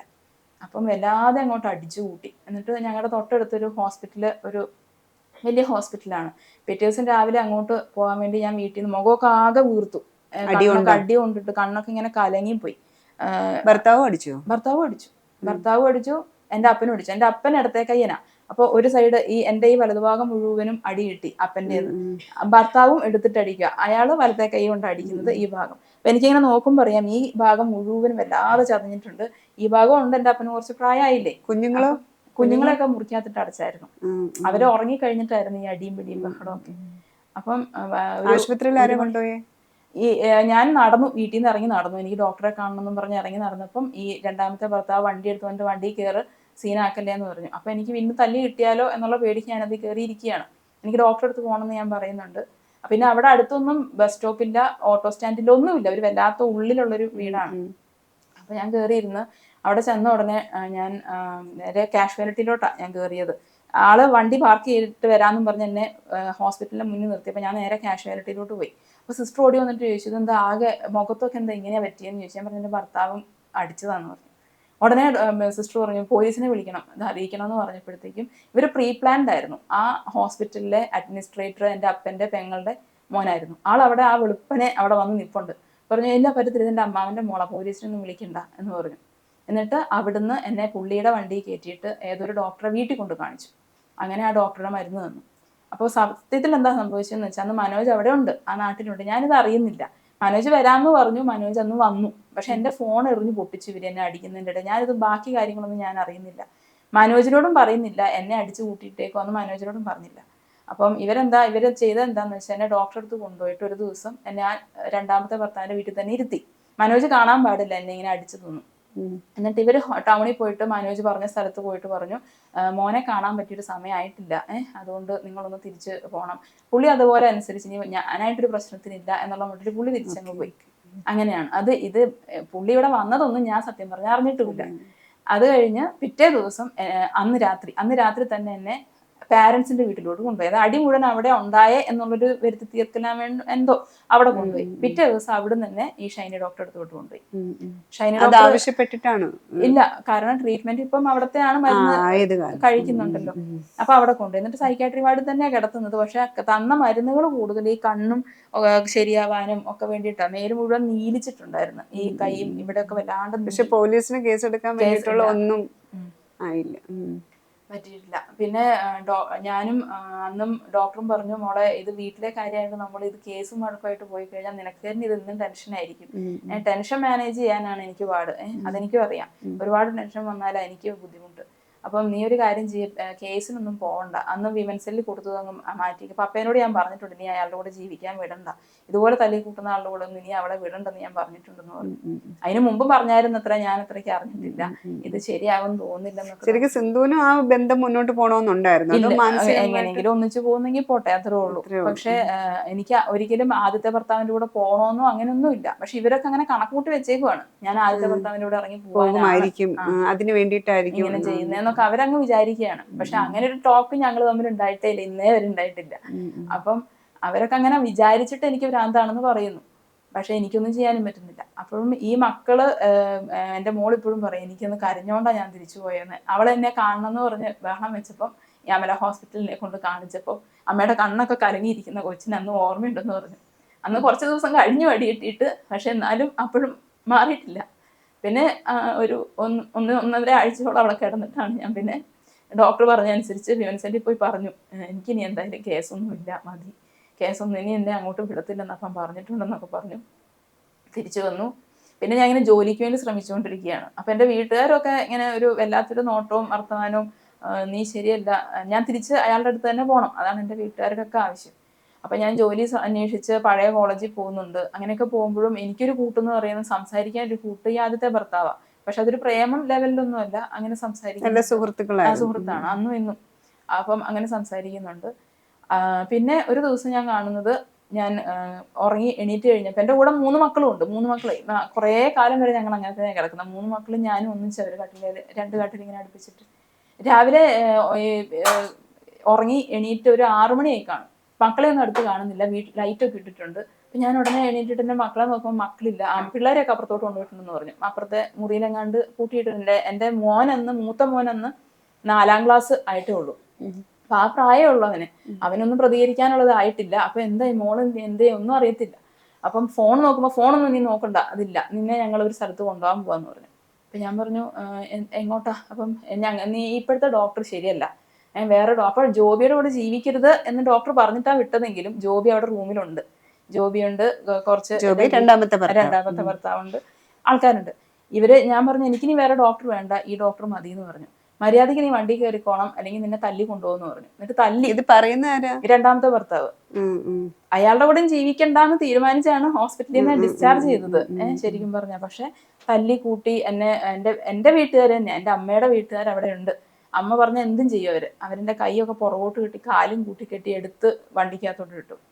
ഒരു ഇതായിരുന്നു, വലിയൊരു വണ്ടിയായിരുന്നു. പ്രതികരിക്കാനൊന്നും പറ്റാത്തൊരു, എനിക്ക് ഒച്ച വയ്ക്കണമെന്നുണ്ട്, പക്ഷെ ഇത് കൂടെയും വായിക്കൂടെയും കെട്ടിയിട്ടുണ്ട്. എനിക്കൊന്നും ഒച്ച വയ്ക്കാനും പറ്റുന്നില്ല. ചെറിയ ഒരു ഇതില് ഞാൻ കൊണ്ടുപോകണേന്ന് പറഞ്ഞില്ല. അപ്പൊ ഈ ഭർത്താവ് പറയുന്നുണ്ട് എന്തോ ഒരു വെള്ളം കൊണ്ടുവന്നിട്ട് ഇതും കൂടി കുടിപ്പിക്കുന്ന, അവള് മയം കിടന്നോളൂ എന്ന് പറയുന്നുണ്ട്. പക്ഷെ വായിക്കൂടെ ഇത് കെട്ടിയതുകൊണ്ട് ഇത് കുടിപ്പിക്കലൊന്നും നടന്നില്ല. പിന്നെ എൻ്റെ 2 സൈഡിലും എൻ്റെ ഒരു കസിനും എൻ്റെ ഒരു അമ്മാവനെ വണ്ടി ഓടിക്കുന്നത്, ഇപ്പുറത്തെ ഒരു കസിനും ആ രണ്ടാമത്തെ ഭർത്താവ് ഇവിടെ ആയിട്ടിരുന്നു. അപ്പൊ പുറമേ അധികം കാണില്ല. പിന്നെ വെളുപ്പാങ്കാലമാണ്, ഒരു 6 മണിയൊക്കെ ആയിട്ടേ ഉള്ളൂ. അങ്ങനെ ഭയങ്കരമായിട്ട് വെട്ടമൊന്നും ആയിട്ടില്ല. എന്നിട്ട് ഇങ്ങനെ ഇവരെന്നെ ഇങ്ങനെ കൊണ്ടുപോവാണ്. അപ്പൊ എങ്ങോട്ടാ പോകുന്നതെന്ന് എനിക്കറിയാലോ. ഇവർ GPS ഇട്ടിട്ടുണ്ട് വണ്ടിയിൽ. അപ്പോൾ എറണാകുളം ഭാഗത്തെങ്ങാണ്ടാന്ന് എനിക്ക് മനസ്സിലാവുന്നുണ്ട് ഇത് കാണുമ്പോൾ ഏകദേശം. അപ്പം ഒരുപാട് ദൂരമുണ്ട് ഞങ്ങളുടെ അവിടുന്ന്. അപ്പം ഹൈവേയിലോട്ട് കയറി, തൃശ്ശൂർ ഭാഗത്തുനിന്ന് ഇങ്ങനെ ഹൈവേയിലോട്ട് കയറിയപ്പം ഞാൻ അവിടെ ഇങ്ങനെ ഈ മറ്റ് അന്യ സംസ്ഥാനത്തു നിന്നുള്ള തൊഴിലാളികൾ കുറെ പേര് ഇങ്ങനെ വണ്ടിക്ക് വേണ്ടി ഇങ്ങനെ വെയിറ്റ് ചെയ്യുന്ന ആ ഒരു സമയം, രാവിലെ പണിക്ക് പോകാൻ. അപ്പൊ ഒന്ന് കാറാൻ നോക്കിയപ്പോൾ വീണ്ടും ഇവര് എന്നെ പിടിച്ച് വായൊക്കെ പൊത്തി ഇങ്ങനെ ഇരുന്ന് അവരങ്ങനെ അങ്ങ് പോവാണ്. അങ്ങനെ അവിടെ ആശുപത്രി എത്തുന്നവരെ, ഒരു ഭ്രാന്താശുപത്രിയിലോട്ടാണ് എന്നെ കൊണ്ടുപോയത്. കൈയൊക്കെ പുറകെ കെട്ടി നീര് വെച്ചു, കാലൊക്കെ നീര് വെച്ച് ആകെ ഞാൻ ബാക്കിലോട്ട് കെട്ടി. എനിക്ക് ശരിക്കും ഇരിക്കാൻ പോലും പറ്റുന്നില്ല. ഇങ്ങനെ കൈ കെട്ടിക്കഴിഞ്ഞാൽ അനങ്ങാൻ പറ്റത്തില്ല. ഈ വണ്ടിയിൽ പോകുമ്പോൾ കാലും കെട്ടി വായും കെട്ടിയാണ് കൊണ്ടുപോകുന്നത്. അവിടെ എത്തിക്കഴിഞ്ഞപ്പം പെട്ടെന്ന് ഇവരെല്ലാം ഇറങ്ങി ഡോക്ടറെ കാണാൻ പോയി. പുറത്ത് എൻ്റെ ഒരു കസിനാണെന്ന് തോന്നുന്നു. ആരാ പുറത്ത് നിന്നതെന്ന് എനിക്കറിയില്ല. പുറകിൽ ഒരാൾ നിൽപ്പുണ്ടായിരുന്നു വണ്ടിയുടെ പുറത്ത്, ഞാൻ മാത്രം അകത്തും. അപ്പൊ ഒരു ഗാർഡ് ഇങ്ങനെ പുറത്തു കൂടെ പോയ ആളിങ്ങനെ വന്നിട്ട് ഈ സ്ത്രീനെ എന്തിനാ ഇങ്ങനെ കെട്ടിയിട്ടേക്കുന്നത് ഇതിനകത്തെന്ന് ചോദിച്ചു. അഴിച്ചു വിടുന്നു പറഞ്ഞു. അപ്പം ഭർത്താവ് ഡോക്ടറിന്റെ അടുത്തോട്ട് പോയേക്കുവാണ്. അവരെന്തൊക്കെയോ പറഞ്ഞു കാണണം. അപ്പം ഇതിനു മുമ്പുള്ള ഹോസ്പിറ്റൽ റെക്കോർഡോ ഒന്നും അവർ ചോദിച്ചിട്ടില്ലെന്നാണ് ഞാൻ മനസ്സിലാക്കുന്നത്. എൻ്റെ ഡോക്ടർ അറിഞ്ഞിരുന്നെങ്കിൽ ഒരിക്കലും എന്നെ അങ്ങനെ ടോർച്ചർ ചെയ്യാൻ വിടത്തില്ലായിരുന്നു. അപ്പം കൈയൊക്കെ അഴിച്ചു തന്നു. അപ്പൊ ഞാൻ എന്നിട്ട് എന്നെ ഡോക്ടറെ എടുത്തിട്ട് കൊണ്ടുപോയപ്പോൾ ഞാൻ പറഞ്ഞു എനിക്ക് ഇനി ആളോട് ജീവിക്കാൻ പറ്റത്തില്ല എന്ന് പറഞ്ഞു. അപ്പോഴേ നിങ്ങൾക്ക് മാനസിക രോഗ എന്നാ പറയുന്നത്. നിങ്ങൾക്ക് ഡോക്ടർ അവിടുത്തെ ഒരു നേഴ്സിനെ പോലത്തെ ഒരു അറ്റൻഡർ ഉണ്ട്. അവരോട് ഞാൻ പ്രീ ഹിസ്റ്ററി ഒന്നും ചോദിക്കുന്നില്ല. എനിക്ക് ഇയാളുടെ കൂടെ ജീവിക്കണ്ട സിസ്റ്റർ, എന്നെ ഇയാളുടെ കൂടെ വിടരുത്. അപ്പോഴത്തേക്ക് എനിക്ക് ഇഞ്ചക്ഷൻ തന്നു. പിന്നെ എനിക്കൊന്നും ഓർമ്മയില്ല. അപ്പം പിന്നെ എനിക്ക് ഓർമ്മ വന്നപ്പോഴത്തേക്കും ഞാനിങ്ങനെ എന്നെ കെട്ടിയിട്ടേക്ക് കട്ടിലേല്. ഞാൻ പിന്നെ എൻ്റെ മക്കളെയൊക്കെ കാണണം എന്ന് പറഞ്ഞു. അപ്പം ഡോക്ടർ വരട്ടെ എന്നിട്ട് തീരുമാനിക്കാന്ന് പറഞ്ഞു. അപ്പൊ ഡോക്ടർ വന്നപ്പോ ഞാൻ പറഞ്ഞു എനിക്ക് എൻ്റെ മക്കളെ കാണണം. അപ്പൊ പറഞ്ഞു നിങ്ങൾ ഇയാളോട് ജീവിക്കുവോ? ഇയാളോട് ജീവിക്കുകയാണെങ്കിൽ വിടാന്ന് പറഞ്ഞു. ഞാൻ പറഞ്ഞു എനിക്ക് ഇയാളോട് ജീവിക്കാൻ പറ്റത്തില്ല എന്ന് പറഞ്ഞു. നിങ്ങൾ ഇയാളോട് ജീവിക്കുകയാണെങ്കിൽ ഇവിടുന്ന് വിടുള്ളൂ, അല്ലെങ്കിൽ ഇവിടെ തന്നെ കിടക്കുള്ളൂ എന്ന് പറഞ്ഞു. ഡോക്ടർ പറയുവാണ്. അയാളുടെ പേരൊരു ഹിന്ദു പേരാണ്, പക്ഷെ ക്രിസ്ത്യൻ പള്ളി എല്ലാ ദിവസവും കുർബാന നടക്കുന്ന ഒരു ഭ്രാന്താശുപത്രിയാണ്. എന്നെ എന്നും കുർബാനയ്ക്ക് കൊണ്ടുപോകും. ഇങ്ങനെ മരുന്നൊക്കെ തന്ന് ഞാൻ തളർന്നുപോയി. അപ്പം എന്ന് ഞാൻ ഇങ്ങനെ ഡോക്ടറെ കാണുമ്പോ പറയും എനിക്ക് എൻ്റെ പിള്ളേരോടൊന്ന് സംസാരിക്കണമായിരുന്നു, എനിക്കൊന്ന് ഫോൺ വിളിച്ച് എൻ്റെ മക്കളോടൊന്ന് സംസാരിക്കണമായിരുന്നു. പറയും നിങ്ങൾ സമ്മതിക്കണം, നിങ്ങളുടെ വീട്ടുകാർ പറയുന്നൊക്കെ നിങ്ങൾ അനുസരിക്കണം, അങ്ങനെയാണെങ്കിൽ വിടുകയുള്ളൂ എന്ന് പറഞ്ഞു. അങ്ങനെ ഇവരിങ്ങനെ മരുന്നുകൾ തരും, ഇഞ്ചക്ഷൻ തരും. ഞാൻ പറ്റേ തളർന്നു പോയി, കൈക്കൊന്നൊരു ബലമില്ലാണ്ടായി. അപ്പൊ ഞാൻ അവസാനം പറഞ്ഞു ഞാൻ സമ്മതിക്കാം, എനിക്ക് എൻ്റെ മക്കളോടൊന്ന് സംസാരിക്കണം എന്ന് പറഞ്ഞു. അപ്പൊ നോക്കുമ്പോ അവിടെ തന്നെ അങ്ങനത്തെ പെണ്ണുങ്ങളുണ്ട്. എന്നോട് വേറൊരു നവ്യോ നിത്യോ അങ്ങനെ എന്തോ ഒരു പേരുണ്ട്, അവരെന്നോട് പറയുന്നുണ്ട് ഇവിടെ വന്ന പിന്നെ ഇങ്ങനെ പെട്ടുപോയി എൻ്റെ മോനെ. ഇതുപോലെ വേറെ സ്ത്രീകളും അവിടെ ഉണ്ട്. ഒരാളെ എനിക്ക് ഓർമ്മയുണ്ട്. ഈ തരുന്ന മരുന്നുകൾ എന്താണെന്നോ ഏതാണെന്നോ ഒന്നും നിങ്ങൾ പറയുന്നുമില്ല. ഇങ്ങനെ ഒരു ഡപ്പയ്ക്കകത്ത് ഇങ്ങനെ തരുന്നത് മുഴുവൻ കഴിക്കണം. അവിടെ ഇങ്ങനെ ക്യൂ ആയിട്ട് നിൽക്കും നമ്മള്. ഇത് കഴിച്ചിട്ട് ഇങ്ങനെ തിരിഞ്ഞു പോകുമ്പോ അവരെ നോക്കും, നമ്മുടെ നാക്കിന്റെ അടിയിലോ എവിടെയെങ്കിലും ഒളിപ്പിച്ച് വെച്ചിട്ടുണ്ടോ നോക്കും. അങ്ങനെ നോക്കിയാൽ പിന്നെ ഭയങ്കര പ്രശ്നമാണ്. അപ്പം ഞാനിതൊക്കെ ഇവര് പറയുന്നൊക്കെ കഴിക്കുന്നുണ്ട്. എന്റെ അമ്മ തന്നെ എന്റെ കൂടെ നിൽക്കുന്നുണ്ട് ഇടയ്ക്ക്. സിന്ധുവിന് ഇത് ശരിയല്ല, ഞാൻ ഓക്കെയാണ്, ഇതൊന്നും കഴിക്കേണ്ട ആവശ്യമില്ല എന്ന് പൂർണ്ണമായ ബോധ്യമുണ്ട്. ഒരു വലിയ അപകടത്തിൽ പെട്ടിരിക്കുകയാണെന്നുള്ള ബോധ്യമുണ്ട്. പക്ഷെ ഇവരാരും മനസ്സിലാക്കുന്നില്ല, അംഗീകരിക്കുന്നുമില്ല. എന്നിട്ട് കുഞ്ഞുങ്ങളെ കണ്ടോ? എന്റെ അവിടെ തന്നെ ഒരു തഹസിൽദാർ ഉണ്ടായിരുന്നു, ഫഹദ് എന്നങ്ങാണ്ടായിരുന്നു പേര്. അവിടെ തന്നെ ഇൻമേറ്റ് ആണ് ഹോസ്പിറ്റലിൽ. ആള് പറയുന്നത് എനിക്ക് ഭ്രാന്തുണ്ടെന്ന് എനിക്ക് തന്നെ അറിയാം. കാരണം ഞാൻ ഇടയ്ക്ക് ഫ്രിഡ്ജ് ഒന്ന് ക്ലീൻ ചെയ്തപ്പം ഞാൻ തന്നെ അതിനകത്തുള്ള സാധനങ്ങളൊക്കെ ഭയങ്കര വേസ്റ്റ് ആണെന്ന് പറഞ്ഞ് എടുത്ത് കളഞ്ഞു. പുള്ളി തഹസിൽദാർ എന്തോ വലിയൊരു പോസ്റ്റിലാണ്. പക്ഷെ ഞാൻ തന്നെ പറഞ്ഞിട്ട് എന്റെ വീട്ടുകാരെന്നെ ഇവിടെ കൊണ്ടിട്ട്. പക്ഷെ രമ്യക്ക് എന്താ കുഴപ്പമെന്ന് എന്നോട് ചോദിക്കാറുണ്ടായിരുന്നു. അപ്പം എനിക്കറിയത്തില്ല എന്നെ ഇങ്ങനെ കൊണ്ടിട്ടേക്കുന്നതെന്ന് ഞാൻ പറയും. അങ്ങനെ അവിടെ ഉള്ളവരോട് ഞാൻ ഇങ്ങനെ 2-3 പേരോടൊക്കെ കുറച്ച് കൂട്ടൊക്കെ ആയിരുന്നു. പിന്നെ ഞാൻ അവസാനം തീരുമാനിച്ചു 1 മാസത്തോളം ഈ മനുഷ്യൻ പാട്ടൊക്കെ പാടും. ആ പാട്ടൊക്കെ കേട്ട് അങ്ങനെ നടക്കും. ആ മനുഷ്യന്റെ മോനും ഭാര്യയൊക്കെ കാണാൻ വരും. അങ്ങനെ പക്ഷെ 1 മാസം അവിടെ കിടന്നോ? കുഞ്ഞുങ്ങളെ കാണാതെ? എന്റെ പിള്ളേരുടെ സ്വരം ഇയാളെ മോനൊക്കെ കാണാൻ വരുമ്പോ ഞാനിങ്ങനെ ഓർക്കും, എനിക്കും 3 മക്കളുണ്ട്, പക്ഷെ മിണ്ടാനൊന്നും സമ്മതിക്കത്തില്ല. അപ്പൊ കുഞ്ഞുങ്ങള് നമ്മളെ കാണുമെന്ന് ബഹളം വെച്ചിട്ടുണ്ടാവില്ല? ഉണ്ടാവാം. അന്ന് എന്താ സംഭവിച്ചെന്ന് സത്യം പറഞ്ഞാൽ എനിക്ക് എന്റെ മക്കൾക്ക് എന്താ പറ്റിയെന്ന് എനിക്ക് ഇപ്പോഴും അറിയില്ല. പിന്നെ ഞാനിങ്ങനെ ഡോക്ടറോട് സമ്മതിച്ചു, ഞാൻ അയാളോട് ജീവിച്ചോളാം എന്ന് പറഞ്ഞു. അങ്ങനെ ഡോക്ടർ പറഞ്ഞിട്ട് കുറച്ച് നാൾ എൻ്റെ അമ്മയായിരുന്നു കൂടെ നിന്നത്. അപ്പം ഡോക്ടർ പറഞ്ഞിട്ട് പിന്നെ എൻ്റെ അപ്പനും അമ്മേനും പുറമേ നിന്ന് കണ്ടാൽ എല്ലാവർക്കും തോന്നും ഭയങ്കര നല്ല ആൾക്കാരാണ്, പക്ഷെ എന്നോട് അവര് ഭയങ്കര മോശമായിട്ടാണ് പെരുമാറാറ്. അങ്ങനെ ഇയാൾ ഒരാഴ്ച അവിടെ വന്ന് താമസിച്ചു. അയാൾക്ക് ഞാൻ എൻ്റെ ശരീരം വിട്ടു കൊടുക്കണം. അങ്ങനെയാണ് ഹോസ്പിറ്റലിൽ ഇരിക്കുന്ന സമയത്താണോ ഇയാൾ ഇങ്ങനെ ശരീരം കൊടുക്കും? കാരണം നമ്മുടെ എന്റെ എതിർത്ത് പറഞ്ഞ എന്തെങ്കിലും എന്റെ കാലാവധി കൂടിയാലോ എന്ന് വിചാരിച്ച് ഞാനങ്ങ് അനുവദിച്ചു കൊടുത്തു. സിന്ധു അപ്പോഴേക്കും ഈ മെഡിസിന്റെ ഒക്കെ ഭയങ്കരമായിട്ട് ഞാൻ വീക്കാവാൻ തുടങ്ങി. ഞാൻ പറഞ്ഞ ആ സ്ത്രീ എന്നോട് പറഞ്ഞു നഖമൊക്കെ ഇളവാൻ തുടങ്ങി, നഖമൊക്കെ ഇങ്ങനെ ദ്രവിച്ചു പോയതാ കംപ്ലീറ്റ്. 2 നഖം, ഒരു ചെറുവിരലും ഒരു തള്ളവിരലും മുഴുവൻ ദ്രവിച്ചു പോയി. മുടിയൊക്കെ അങ്ങ് കൊഴിഞ്ഞ് കണ്ണൊക്കെ ഇങ്ങനെ ഒരു, എനിക്ക് തന്നെ കണ്ണാടി നോക്കിയാൽ എനിക്ക് പേടിയാവും, അതുപോലെ ആയിപ്പോയി.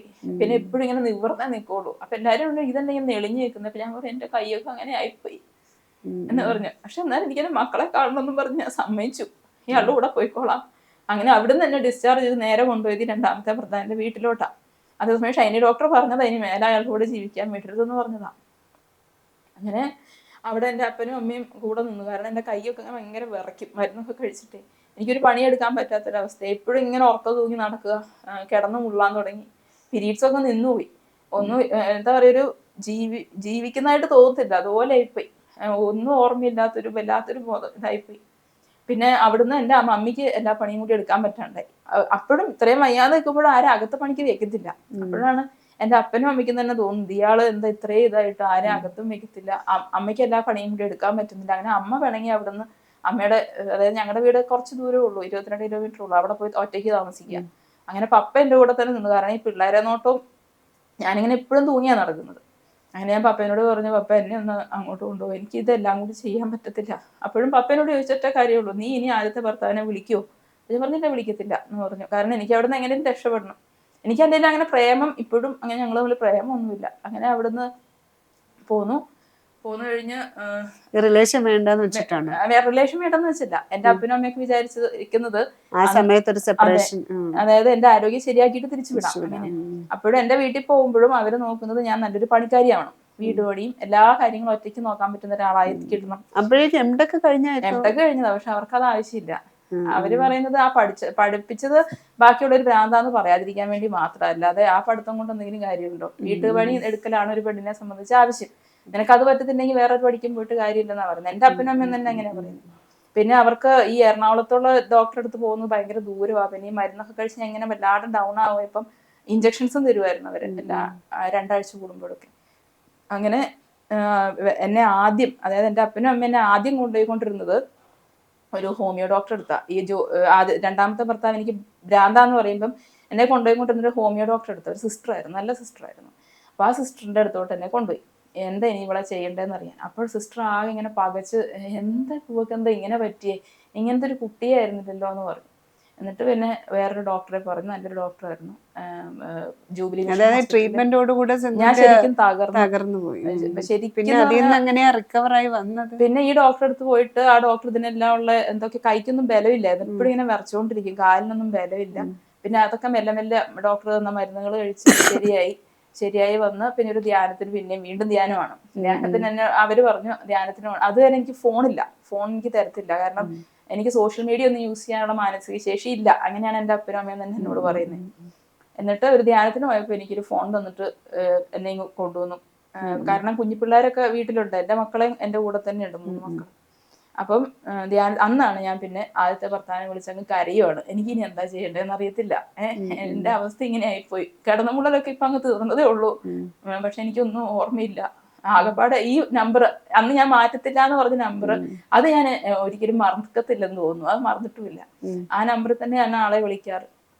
അപ്പൊ പുള്ളിയാ പറഞ്ഞത്, ഇല്ല അങ്ങനെ തകർന്നൊന്നും വിചാരിക്കണ്ട, പിടിച്ചു കയറാൻ പറ്റും. ഏറ്റവും ഇഷ്ടപ്പെട്ട ജോലി പഠിപ്പിക്കലല്ലായിരുന്നു, പഠിപ്പിക്കാൻ തുടങ്ങും, അങ്ങനെ ഒരു ഡ്രീം വേണം. ഞാൻ എന്ത് പഠിപ്പിക്കാനാ, ഒന്നും കിട്ടത്തില്ലല്ലോ. അങ്ങനെ പിന്നെ എങ്ങനെയോ അവിടുത്തെ സിസ്റ്റേഴ്സ് ഒത്തിരി നല്ല സിസ്റ്റേഴ്സ് ഉണ്ടായിരുന്നു അടുത്തുള്ള ഒരു സ്കൂളിൽ. അവര് വീട്ടിൽ വന്ന് അപ്പനോട് ചോദിക്കുവാണ്, ഇവളെ ഒന്ന് അങ്ങോട്ട് പഠിപ്പിക്കാൻ വിടുവോ മാത്സ്, അവരുടെ കോളേജിൽ, അവരുടെ ഡഫ് സ്കൂളില്, ചെവി കേൾക്കാത്ത കുട്ടികളാണ്. അപ്പൊ അങ്ങനെ ഞാൻ പഠിപ്പിക്കാൻ പോവാണ്. അങ്ങനെ പഠിപ്പിച്ച് അവിടുന്ന് കിട്ടിയ ശമ്പളം, പപ്പയുടെ ഒരു പറച്ചിൽ എങ്ങനെയാന്ന് വെച്ചാൽ ശമ്പളം മുഴുവൻ പപ്പയ്ക്ക് കൊടുക്കണം. ഈ റിലേഷൻഷിപ്പ് എങ്ങനെയാണ് ഈ രണ്ടാമത്തെ ഈ മനുഷ്യന്റെ കൂടെ ഞാൻ അപ്പോഴും ഈ ജൂബിലി മിഷൻ ഹോസ്പിറ്റലിൽ പോകുമ്പോഴും അവര് നിർബന്ധിച്ച് ഇനി അവരുടെ കൂടെ വിടരുത് എന്നുള്ള സ്റ്റാൻഡിൽ തന്നെയാണ്. അവിടുത്തെ ഒരു നല്ലൊരു സിസ്റ്റർ, ആൻറ്റി സിസ്റ്റർ, ഇപ്പോഴും ഞാൻ കോണ്ടാക്ട് ചെയ്യാറുണ്ട്. ആ സിസ്റ്റർ പറഞ്ഞിട്ടുണ്ട്, ഇവളെ അങ്ങനെ നിർബന്ധിച്ച് എല്ലാരും, ബോധമുള്ള എല്ലാരും അങ്ങനെയാ പറയാറ്, പക്ഷെ ആ ഭ്രാന്താശുപത്രിക്കാര് മാത്രമേ തിരിച്ചു പറഞ്ഞുള്ളൂ. ജോലിക്ക് പോയി തുടങ്ങി, ഡഫ് സ്കൂളിൽ പോയി, അപ്പൊ ഒരു മാറ്റം വന്നു. ആ കിട്ടിയ പൈസയും കൊണ്ട് ഒരു മൊബൈൽ വാങ്ങിച്ചു. അതൊക്കെ വീട്ടിൽ ഭയങ്കര പ്രശ്നമാണ്. പിന്നെ എനിക്ക് മനസ്സിലായത്, എൻ്റെ അപ്പനും അമ്മയും പറയുന്ന കേട്ടല്ല ഇനി ജീവിക്കേണ്ടത്. ഞാൻ തളരുന്ന എൻ്റെ മക്കളുണ്ട്. അപ്പോഴെന്റെ മക്കളുടെ മുഖമാണ് എൻ്റെ മനസ്സിൽ ഇപ്പോഴും. ഇനി ഇവരെ നന്ന് സന്തോഷമായിട്ട് ജീവിക്കണമെങ്കിൽ ഞാൻ എൻ്റെ സ്റ്റാൻഡിൽ നിൽക്കണം എന്ന്. പിന്നെ അപ്പം കിടന്ന് ബഹളം വെച്ചാലും കാര്യമില്ലെന്ന് വിചാരിച്ച് ഞാൻ മൊബൈൽ വാങ്ങുന്നു. ഇവര് വീഡിയോ എടുക്കുന്നത് അവർക്ക് തീരെ ഇഷ്ടമില്ലാത്തതുകൊണ്ട് അവര് കുർബാനയ്ക്ക് പോകുന്ന സമയത്തിരുന്ന് നിലത്തിരുന്ന് എഴുതി വീഡിയോ ഉണ്ടാക്കാൻ തുടങ്ങി, ടീച്ചിങ്ങിന്റെ. അത് അപ്ലോഡ് ചെയ്യാൻ തുടങ്ങി യൂട്യൂബില്. അപ്പം നിനക്ക് അതും ഒന്നുമില്ല, വെറും 1 GB ഡാറ്റ ഒക്കെ വെച്ചിട്ടാണ് ഞാൻ ഇങ്ങനെ റേഞ്ച് നോക്കി നടന്നിട്ടൊക്കെ അപ്ലോഡ് ചെയ്യും. പിള്ളേർക്ക് പഠിക്കാനുള്ള മാത്സിന്റെ പ്രോബ്ലംസ് ഒക്കെ ചെയ്യാൻ തുടങ്ങി. അപ്പം എന്റെ മക്കൾ എനിക്ക് ഭയങ്കര സപ്പോർട്ടാണ്. അവര് ഒച്ചുണ്ടാക്കാതിരിക്കുക ആ വീഡിയോ എടുക്കുന്ന സമയത്തൊക്കെ. എന്റെ അടുത്ത് തന്നെ ഉണ്ടാവും എന്റെ കുഞ്ഞുമോൻ, അമ്മ എടുത്തോ പഠിപ്പിച്ച ഇങ്ങനെ പറയും. അപ്പൊ ഞാൻ എപ്പോഴും എന്റെ മക്കളെ ഇവരൊന്ന് പഠിപ്പിക്കാനുള്ള ഒരു ഇഷ്ടവും ഇതെല്ലാം കൂടെ ആയിട്ടാണ്. എനിക്ക് ദൈവം തന്നൊരു ഗിഫ്റ്റ് ആണ്. എല്ലാവർക്കും എല്ലാ കഴിവൊന്നും കൊടുക്കുന്നില്ല, പക്ഷെ എനിക്ക് കിട്ടിയത് വെച്ച് ഞാൻ മുന്നോട്ട് പോവാം, അങ്ങനെയാണ്. ഞാൻ ഡ്രൈവ് ചെയ്യുമായിരുന്നു, പക്ഷെ എന്റെ ആധാർ കാർഡോ ഒന്നും എന്റെ കയ്യിലില്ല. അപ്പൊ ഈ മക്കൾക്ക് അസുഖം വന്നാൽ പോലും ഞങ്ങള് ഓട്ടോ വിളിച്ച് വെയിറ്റ് ചെയ്തിരിക്കണം കുറെ നേരം, അങ്ങനെയൊക്കെ വന്നിട്ടുണ്ട്. വീട്ടിൽ വണ്ടി ഉണ്ടെങ്കിലും അങ്ങനെ ഒരു ഭയങ്കര ഒരു നാർസിസ്റ്റ് ബിഹേവിയർ ആണ് എന്റെ അപ്പനും അമ്മയും. ചില സമയത്ത് ഭയങ്കര സ്നേഹം, ചില സമയത്ത് ഒന്നുമില്ല, അങ്ങനെയാ. അങ്ങനെ പിന്നെ കാറ് അപ്പോഴേക്ക് ഡെഫ് സ്കൂളിൽ തന്നെയാണോ പഠിക്കാൻ പോയത്, പഠിപ്പിച്ചുകൊണ്ടിരുന്നത്, അത് വേറെ കോളേജിലേക്ക് കയറി? ഇല്ല, കോളേജിൽ കയറിയില്ല, ഞാൻ അവിടെ തന്നെ പഠിപ്പിച്ച്. ആ സമയത്ത് കൊറോണ വന്നപ്പം ഈ യൂട്യൂബ് കണ്ടിട്ട് കുറച്ച് പേര് ഇങ്ങനെ ഗൾഫിൽ നിന്നുള്ളവര് ക്ലാസ് എടുക്കാവോ എന്ന് ചോദിച്ചു. അപ്പൊ ഞാനിങ്ങനെ പറഞ്ഞു, എനിക്ക് നെറ്റൊക്കെ കുറവാണ്, കാരണം ആധാർ കാർഡ് ഉണ്ടെങ്കിൽ ഇല്ലേ നമുക്കൊരു കണക്ഷൻ എടുക്കാൻ പറ്റുള്ളൂ, എന്റെ ആധാർ കാർഡ് പോലും ഇല്ല. അത് അവരോട് പറയാൻ പറ്റില്ലല്ലോ, എനിക്കിങ്ങനെ നെറ്റിന്റെ പ്രശ്നം ഉണ്ടെന്ന് പറഞ്ഞു. എന്നാലും സാരില്ല ടീച്ചർ ഒന്ന് പഠിപ്പിക്കുമോ എന്ന് പറഞ്ഞാൽ അങ്ങനെ തുടങ്ങിയ കുട്ടികളെ പഠിപ്പിക്കാൻ ഓൺലൈനായിട്ട്. അപ്പൊ ആദ്യം ഞാൻ വാട്സപ്പ് വെച്ച് മെല്ലെ തുടങ്ങിയായിരുന്നു. അത് ഒരു മാസം 500 രൂപയൊക്കെ ആയിരുന്നു ഫീസ്. പിന്നെ ഗൾഫിലോട്ട് തുടങ്ങിയപ്പോൾ ഒരു മാസം 1500 ആക്കി, 2500 ആക്കി. ഇപ്പൊ വന്ന് ഒരു മണിക്കൂറിന് 500 രൂപ എന്നുള്ള ഇതിലോട്ട് കയറി. ഇപ്പൊ നിറയെ സ്റ്റുഡൻസ് പുറത്തുനിന്നുള്ള IGCS ഒക്കെ എടുക്കാൻ തുടങ്ങി, CBSE. അപ്പം ആദ്യമൊക്കെ എന്റെ പേടിയായിരുന്നു, ഈ പിള്ളേരെയും കൊണ്ട് മുന്നോട്ട് പോകുമ്പോഴേ നമ്മള് ഒറ്റയ്ക്ക് ഒരു സ്ഥലം തീരുമാനം എടുക്കുമ്പോൾ എന്തെങ്കിലും പറ്റുമോ, എന്റെ പിള്ളേരെ നോക്കാൻ ആരും ഇല്ലാണ്ടാവും, എനിക്ക് വരുമാനം നിന്ന് പോവോ. പക്ഷെ അങ്ങനെ ഒന്നും പറ്റിയില്ല സത്യം പറഞ്ഞാൽ. എന്റെ ആധാർ കാർഡ് എനിക്ക് തിരിച്ചു കിട്ടിയത് എനിക്ക് കൊറോണ വന്നപ്പോഴാണ്. അതുവരെ ആധാർ കാർഡ് അപ്പന്റെ കസ്റ്റഡിയിലാണ്, ലൈസൻസ് അപ്പന്റെ കസ്റ്റഡിയിലാണ്. അതൊക്കെ കൊറോണ വന്നപ്പോൾ എനിക്ക് കിട്ടി. കാരണം കൊറോണ വന്നാൽ പിന്നെ കോണ്ടാക്ട് ഇല്ലല്ലോ. ഇതൊക്കെ എനിക്ക് തന്നിട്ട് ഞങ്ങൾ തന്നെ അവിടെ അടുത്തുള്ളൊരു സ്കൂട്ടർ അറേഞ്ച് ചെയ്ത് തന്നു. അപ്പോഴാണ് എനിക്ക് ഡ്രൈവിംഗ് അറിയാം എന്നുള്ളത് എല്ലാവർക്കും അംഗീകരിക്കേണ്ടി വന്നു. അതുവരെ ഇവർക്ക് മാനസിക രോഗം, ഡ്രൈവ് ചെയ്യാൻ പറ്റത്തില്ല എന്നും പറഞ്ഞായിരിക്കുന്നത്. അങ്ങനെ പിന്നെ ഡ്രൈവ് ചെയ്യും. ഞാന് മലപ്പുറം തൊട്ട് ഇവിടം വരെ വണ്ടി ഓടിച്ച് തന്നെയാ വന്നത്. വണ്ടി ഓടിക്കും, മക്കളെയും കൊണ്ട് ഇവിടുന്ന് എറണാകുളം വരെ, തിരുവനന്തപുരം തൊട്ട് എറണാകുളം വരെ. ഇപ്പൊ എങ്ങോട്ട് വേണേലും വണ്ടി എടുക്കും, ധൈര്യമുണ്ട്. സാമ്പത്തികമായിട്ട് ഓക്കെ ആയി. ഇപ്പൊ 3 മക്കളുമായിട്ട് സിന്ധു വളരെ സന്തോഷത്തോടെ ജീവിക്കുന്നു. പഴയ ആ മാനസിക പ്രശ്നത്തിന്റെ എന്തെങ്കിലും ഇപ്പൊ ഉണ്ടോ? ഇല്ല, ഞാൻ എന്നിട്ട് അത് ക്രോസ് ചെക്ക് ചെയ്യാറുണ്ട്. അതാണ് ഞാൻ ഈ ചെറുപ്പം കേൾക്കുന്നത് കൊണ്ട് ഞാൻ എപ്പോഴും വിചാരിക്കും എന്തെങ്കിലും പ്രശ്നമുണ്ടെങ്കിൽ ഞാൻ മരുന്ന് കഴിച്ചോളാം, ഞാൻ റെഡിയാണ്. പക്ഷെ എന്റെ മക്കളെ ഒന്നും ബാധിക്കാൻ പാടില്ലല്ലോ. അപ്പൊ അങ്ങനെ വിമൻസിൽ തന്നെ കംപ്ലൈന്റ് കൊടുത്തിട്ട് അവര് വീണ്ടും എന്നെ തിരിച്ച് ഷൈനി ഡോക്ടറെ തന്നെ വിടണം എന്ന് അവര് പറഞ്ഞു. എനിക്ക് ജോലിയൊക്കെ കിട്ടി, അത്യാവശ്യം വരുമാനമായി കഴിഞ്ഞപ്പോ അങ്ങനെ ഞാൻ ഷൈനി ഡോക്ടറെ തന്നെ പോവാണ്. അതിന്റെ ഇടയിൽ ഞങ്ങള് കാറ് ഒരു സെക്കൻഡ് ഹാൻഡ് വാങ്ങിച്ചു. അത് വീട്ടിലെത്തി കഴിഞ്ഞപ്പോഴാണ് വീട്ടുകാർ അറിഞ്ഞത് സെക്കൻഡ് ഹാൻഡ് വാങ്ങിച്ചു, ഇവളെന്താ കാറ് വാങ്ങിച്ചോ. അപ്പൊ അപ്പോഴേക്കും 1.5 ലക്ഷം എനിക്ക് ഇറക്കാനുള്ള കാശ് എന്റെ കയ്യിൽ ആയതുകൊണ്ട് ഞാൻ അപ്പോഴേ അത് ഓർഡർ ചെയ്ത് അപ്പോഴേ എത്തിച്ചു. ആ കാർ ഇടയ്ക്കിടയ്ക്ക് പിന്നെ ഒന്നും ചെയ്യാൻ പറ്റുന്നില്ല. അപ്പോഴത്തേക്കും ഒരു വീഡിയോ ഇറങ്ങി യൂട്യൂബിൽ. അപ്പൊ പുറത്തുനിന്നൊക്കെ എനിക്ക് കുറച്ച് സപ്പോർട്ട് ഉണ്ടെന്ന് അറിഞ്ഞപ്പം പിന്നെ ഇവർക്കൊന്നും എന്നെ പിടിച്ചു കെട്ടാൻ പറ്റുന്നില്ല. പിന്നെ മക്കളും കുറച്ചൊന്നും വലുതായല്ലോ. അപ്പൊ അന്ന് അവൻ 4ാം ക്ലാസ്സിലാണ് മൂത്ത മോൻ, ഇന്നിപ്പോ 11ാം ക്ലാസ്സിലായി. അപ്പൊ പിന്നെ അവര് അപ്പൊ അങ്ങനെ ഒരു ഉപദ്രവങ്ങൾ കുറഞ്ഞു വന്നു. അങ്ങനെ കയറി വരുവാണ്. അങ്ങനെ വണ്ടി വാങ്ങിച്ചു, വണ്ടി ഓടിക്കാൻ തുടങ്ങി. എനിക്ക് ഭയങ്കര പേടിയായിരുന്നു, ഞാൻ വണ്ടി ഓടിക്കുവാവോ ഇത്രയും കാലം ഇങ്ങനെ ഇരുന്നിട്ട്. പക്ഷെ തൃശ്ശൂർ വരെ പോയിട്ട് ഒരു ഡ്രൈവറെ വെച്ചു എന്നല്ലാതെ ഡ്രൈവർ അപ്പുറത്തിരുന്ന് ഞാൻ ഓടിച്ചു, അങ്ങനെയായിരുന്നു. ആള് പറഞ്ഞ് ചേച്ചി എന്നിട്ട് ഓടിക്കൂല്ലോ, എന്താ ചേച്ചി എന്തിനാ പേടിക്കുന്നത് എന്നൊക്കെ പറഞ്ഞ് പിന്നെ ഞങ്ങൾ തന്നെ ഡ്രൈവ് ചെയ്ത് അങ്ങനെ തൃശ്ശൂര്. ശരിക്കും ഷൈനി ഡോക്ടറെ കടയിൽ ഭയങ്കര, എനിക്ക് ശരിക്കും ചേച്ചീനെ പോലെയാ, ഭയങ്കര ഇഷ്ടമാണ്.